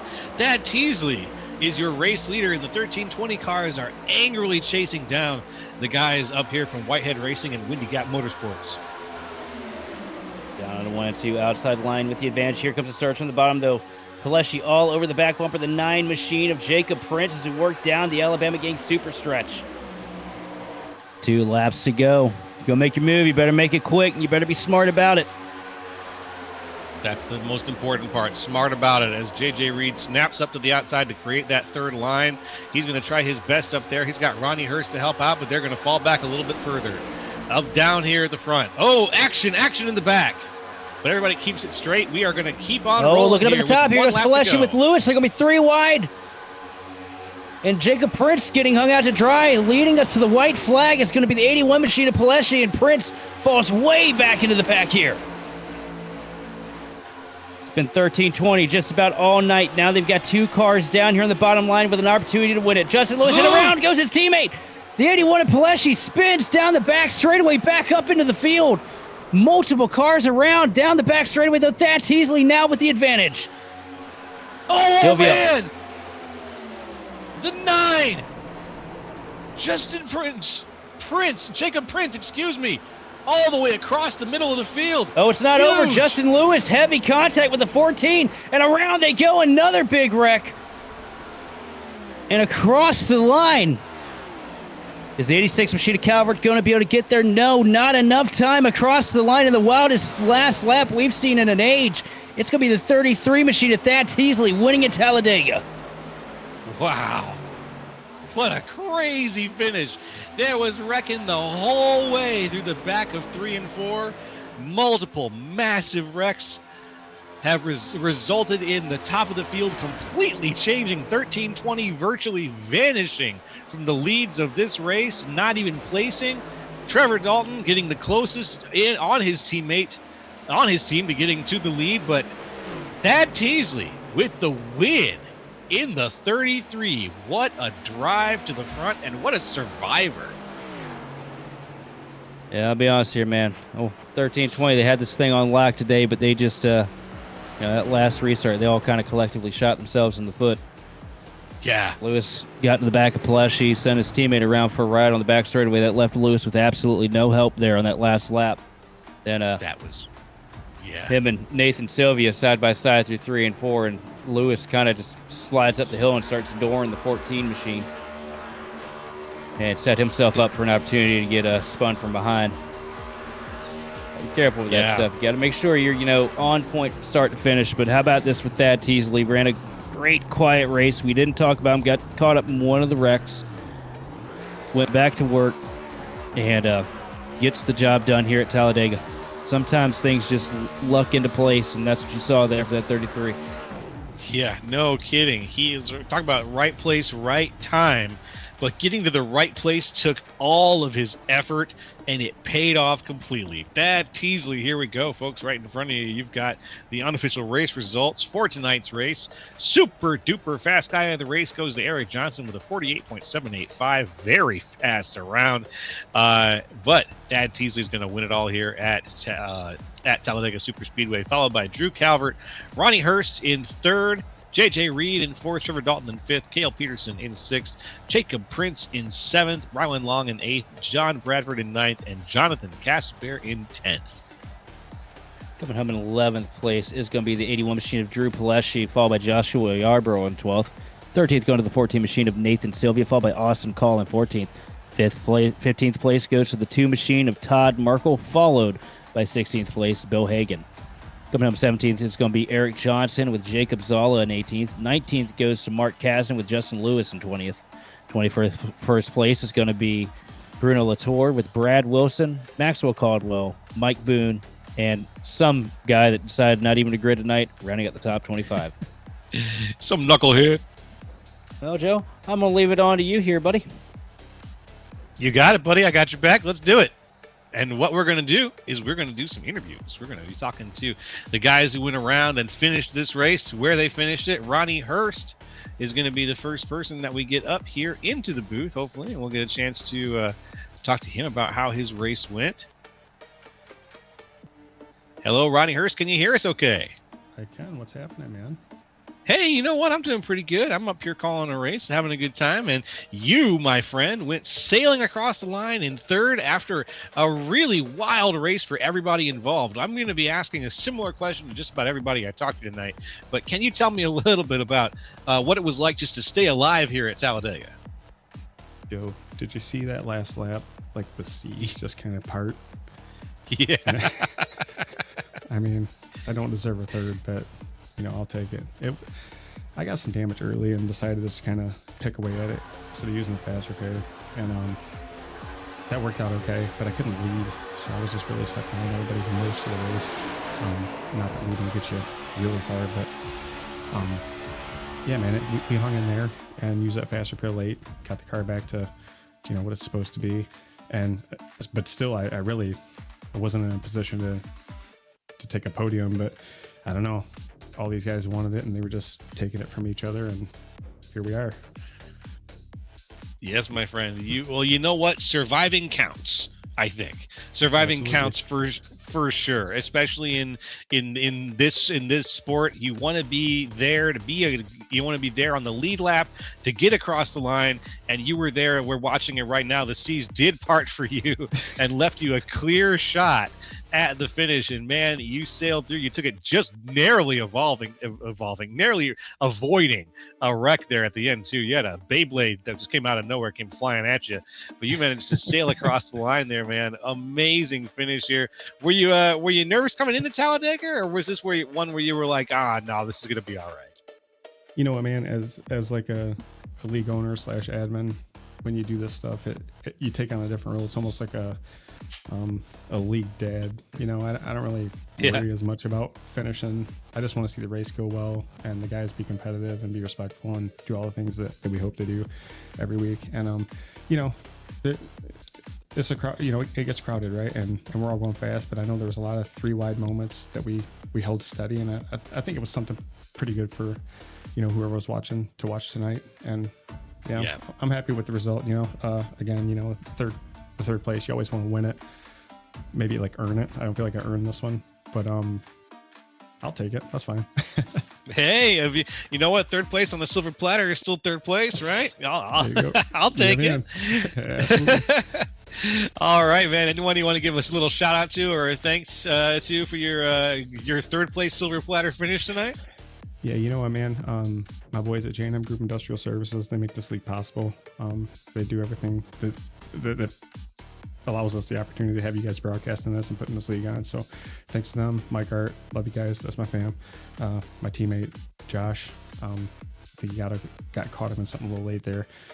Josh and I both, we put a lot into this, and, you know, again, we just love seeing the results, and we're excited to see what happens in the playoffs here. I don't think, well, I know he might be in it. I'm not in it for sure. So, you know, we'll just race and do our thing and watch from the outskirts. But, you know, thank my family, my wife, my kids, Ben, Mindy, Katie, my wife, Lindsay, for letting me do this every week. You guys up in the booth, you guys are great, man. I get it all the time. The broadcast is just, it's money. So thanks for everything that you guys do. And yeah, man, hoping that the drivers in this league, man, all the guys in this league, I love these guys. We've been racing, you know, with many of these guys for several years, and, you know, we couldn't do this if they weren't out here, you know, putting the rubber to the ground with us. So we appreciate all of them. And yeah, man, we're looking forward to the playoffs, and we're excited to see who takes that belt home this year. Heck yeah. It's all for the belt. That's right. Don't forget, folks, we were battling it out for that championship belt. Yeah, and man, well, for the belt, baby. The battle for the belt is officially starting. It kicked off just a few minutes ago. All right. Well, Yes, Ronnie sir. Hurst, thank you for your time, my man. And hopefully we'll get to talk to you up again here in the booth real soon. Joe, Sheldon, Austin, thank you guys. I appreciate you. You got it, my man. Take care. Have a good night. Yes, sir. You too. And that was Ronnie Hurst, folks. You heard it straight here. That was third place. Let's move on up the chain. Just one to Drew Calvert. Drew, can you hear us up here in the booth all right? Yes, I can. How are you? All right. I'm doing real good, man. Second place finish, and you were in the pole position tonight too, Ooh. right? Yeah, got the pole this race. You just went down that one little touch, but man, you had to fight your way through 1320 to get there, didn't you? You were it felt like you were up there in the now you drive for the ice side of Outcast Motorsports, right? The fire team was also out there tonight, is that right? Yeah, me and Kel, and then Mark and Eric are out there. I like this ice and fire setup that you guys have got going on, but Yeah. you were kind of a man alone, you know, up there fighting your way through the 1320 guys. You had some great qualifying laps, obviously, to get the pole position on this race, and then surviving, staying. Just like I mentioned a minute ago to Ronnie Hurst, a lot of this race was just about survival, especially that last lap. Walk us through a little bit of what happened there at the end of the race once you started seeing people peel off of the race around you. Oh man, well I restarted 18th, and I'm like, okay, I don't know how this is going to end, but I knew it was going to get crazy. It always does. And luckily I just stayed high because it seemed like all the incidents were starting low. But yeah, I just can't believe the seas parted, and I don't know how I finished second. But yeah, I missed probably 10 different wrecks that race. So yeah, having the Yes. first pit stall definitely helped me for sure. Yeah. So, Oh man, absolutely. Just having that little extra advantage there, and you almost caught Thad Teasley also there at the end. If you had probably about another 150 feet of racetrack, you might have been right there nose to nose at the very end. You had a really great run there at the end of the race that we all commented up here on the booth that you got, you know, incredibly close there. But what a race! What a race tonight! It was exciting from the booth's point of view. It was definitely exciting, I'm sure, from your point of view. But let's look ahead a little bit. We're going to Charlotte next week. Can you tell me a little bit about your preparation and how do you feel about? Did you make the cut? I didn't look at the championship standings. Did you make the cut No, for the championship? I think I was 17th or 18th, so I doubt I'd make it. So, which I missed the first two races of the season, so that's what put me in such a big deficit. But yeah, I know I was thinking, wow, I've had a great fortune the last two races to put me up in points, but it just probably it's not enough. So Yeah, but you know what? Still some fantastic racing, and we're looking forward to some even more exciting racing here coming out of everybody here, and especially out of the Outcast Motorsports team. We want to see you guys perform well over the next couple of races. Did any do you know if any of the other guys on Outcast made the cut? I haven't looked at the championship standings since we adjusted it here. I think Kel is in. He Yes, finished I sixth, believe so. I think he's locked in. Okay. Okay. Oh, okay. Okay, So it yeah, sounds like that's things are good. pretty much the same. Yeah, that's all right. So Yeah. let's see how things play out. Let's see how things play out. Anyone you want to shout out to or thank for your performance here, my man? Yeah, the J&M group. Appreciate them putting on show, and the Outcast guys. We had a good run today.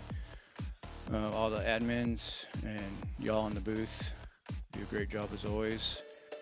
My son and my family, they're watching. It's a good race for them to watch me tonight. And John and 00, he's also a friend of mine. He finished ninth tonight, so All right. Yeah.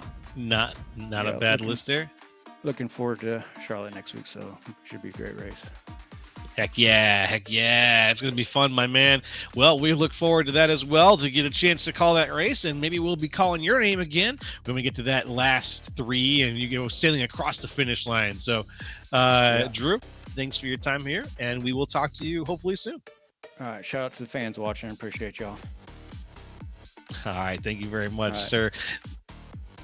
That was Drew Calvert, everybody. Drew Calvert, and we're going to move up the totem pole finally to the very tippy top, where Dad Teasley is going to join us, and he's going to talk to us about how his race went. Dad, can you hear us? Yes, sir, I can. Now, you have to forgive me for a second. Is it pronounced Tad or Thad? Bad. Thank you. Okay, I wanted to make sure I got it right. All right. So, Thad, you had a heck of a race tonight. You led just 2 laps out of 80, but you managed to work your way and to secure a place in the top 3 that secured you the win tonight. I already asked one of our, I already asked Drew Calvert, but can you walk us through just the last lap or two here? What was going through your mind? Yeah, so I think it was the 7 and 81. They shot up the track once they cleared and kind of went wide, and that put the 9 in a bad spot. So I had a choice to follow him or try to get on the right corner. And I got on the right corner and led the outside line. And I think the 14 was pushing me, I do believe, or the 00 at the time. Mhm. And going down into 1 or 2, the 7 turned to 81, and 14 was latched on my bumper, and it was on from there. Then we got out of 3 and 4. And I seen everybody wrecking behind me. Yeah, and that's the moment when you look in your mirror and you realize I might actually have a chance here. You know, this might actually be. Yeah, I was starting to get nervous. The 87 was coming pretty quick. So I was like, Yeah, he was really cooking. I was either gonna take us both out or I was winning this one. Oh, all right. You had that in the pocket. Yeah, you had a good defensive move ready and waiting just in case. Yes, sir. You can never be too sure, but you really had the speed there at the end. You took that 33 and you had a great lead that set you up coming out of 3 and 4 for a great finish here out of tonight's race. During the course of the race too, obviously you managed to stay alive and stay up, and just what was the greatest challenge tonight? Just staying on all 4 tires. Yeah, I just hung around the back, make sure I stayed out of the wrecks, and luckily I didn't get into any wrecks. So about 6 to go, I decided to push it and try to make my way up to the front. Well, it looks like it paid off, my man. You really did. You were a name that we didn't mention, too much during the course of the actual race itself. You were started around 14th, but then, once the race got off to the last 10 or 5 laps there, your movement was just fantastic. and being able to catch up with you and see you go up to the finish there in that Budweiser car was a lot of fun. So congratulations again on a great finish here at Talladega. It's a tough race to win at Talladega, but you managed to pull it off. So anyone you want to say, hey, thank you for watching, or shout out to for your great performance here, man? Yes, sir. I would like to thank J&M Groups for the sponsorship, and Uncle James, he watches every week. So we appreciate their support. That's right, J&M Group, folks. Don't forget J&M Group for the J&M Group Industrial Services. I wanted to mention them. I'll talk about them in just a second here. But thanks for your time, Thad. And well, are you looking forward to Charlotte? Yes, sir. That's one of my best tracks. So I got to step it up a little bit here in the playoffs. Okay. I like that confidence going into next week. So you heard it here first. He's calling his shot. Thad Teasley says he's going to win it all at Charlotte. Does that sound fair? That sounds fair. All right, my man. Well, thank you for your time, and I hope you have a good rest of your night. Go celebrate. Yes, sir. Y'all have a good night. All righty. I will, and we will as well. And I wanted to just put in a quick word here once again about J&M Group Industrial Services, folks. They are a premier CNC machine tool service provider. They're one of the main sponsors of tonight's race, along with Pinnacle Wraps. So please check out jmgrp.net and facebook.com/epinnaclewraps for some information about our sponsors here.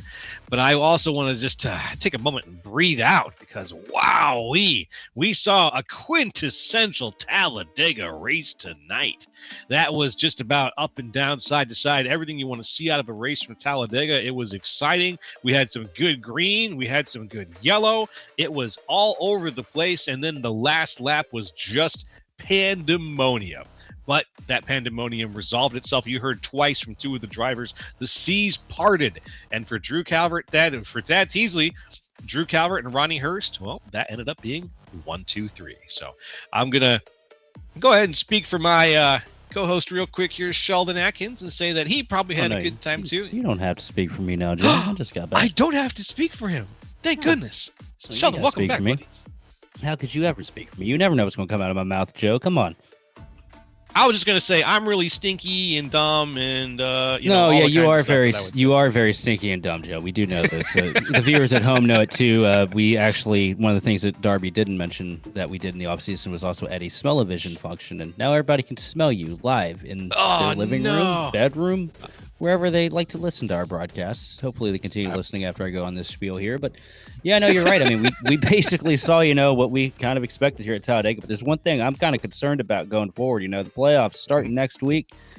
And I don't know if you listen to the same driver chatter that I listen to, Joe, but I heard a lot of tempers flaring, and I heard a lot of emotions coming over those radios tonight. I've noticed here the last couple of weeks, it's kind of started to become a little more prevalent. These guys getting more frustrated with each other, cutting each other less breaks. And I think we've reached that point in the season where, well, we should probably get the season over and done with before anything starts to go crazy. Because once we come into these high pressure moments starting next week at Charlotte, where the championship is literally on the line, I think we're going to see a lot of fists being flown, so to speak. Ooh, a lot of hands out of windows, maybe, as cars go flying by. Some colorful gestures. Something along those lines. Well, my friend, I think we will have to wait and see here if the J&M Group Monday Night Cup Series finds their zen, or if everything starts to heat up and boil over, as the championship has officially kicked off here with the battle for the belt starting at Charlotte next week. So, folks, if you're still watching, thanks for watching. We really appreciate it. And from the entire Grid Vision team up here, we want to thank you for watching and participating in the chat over the course of the night. For more information on getting your league broadcasted or supported by gridvision.live, hit us up on Facebook, Discord, or info@gridvision.live. With a big special thank you tonight, of course, going out to Andrew Cardinal IV of Whiplash SimCams for providing the beautiful cameras used on all of Grid Vision's broadcasts. Congrats once again to Thad Teasley on winning tonight's race from Talladega Superspeedway. This has been Joe LaCastro, Sheldon Atkins, and Austin Darbyshire. Let me try that again. Austin Darbyshire. And hey, we'll see you next time on the grid.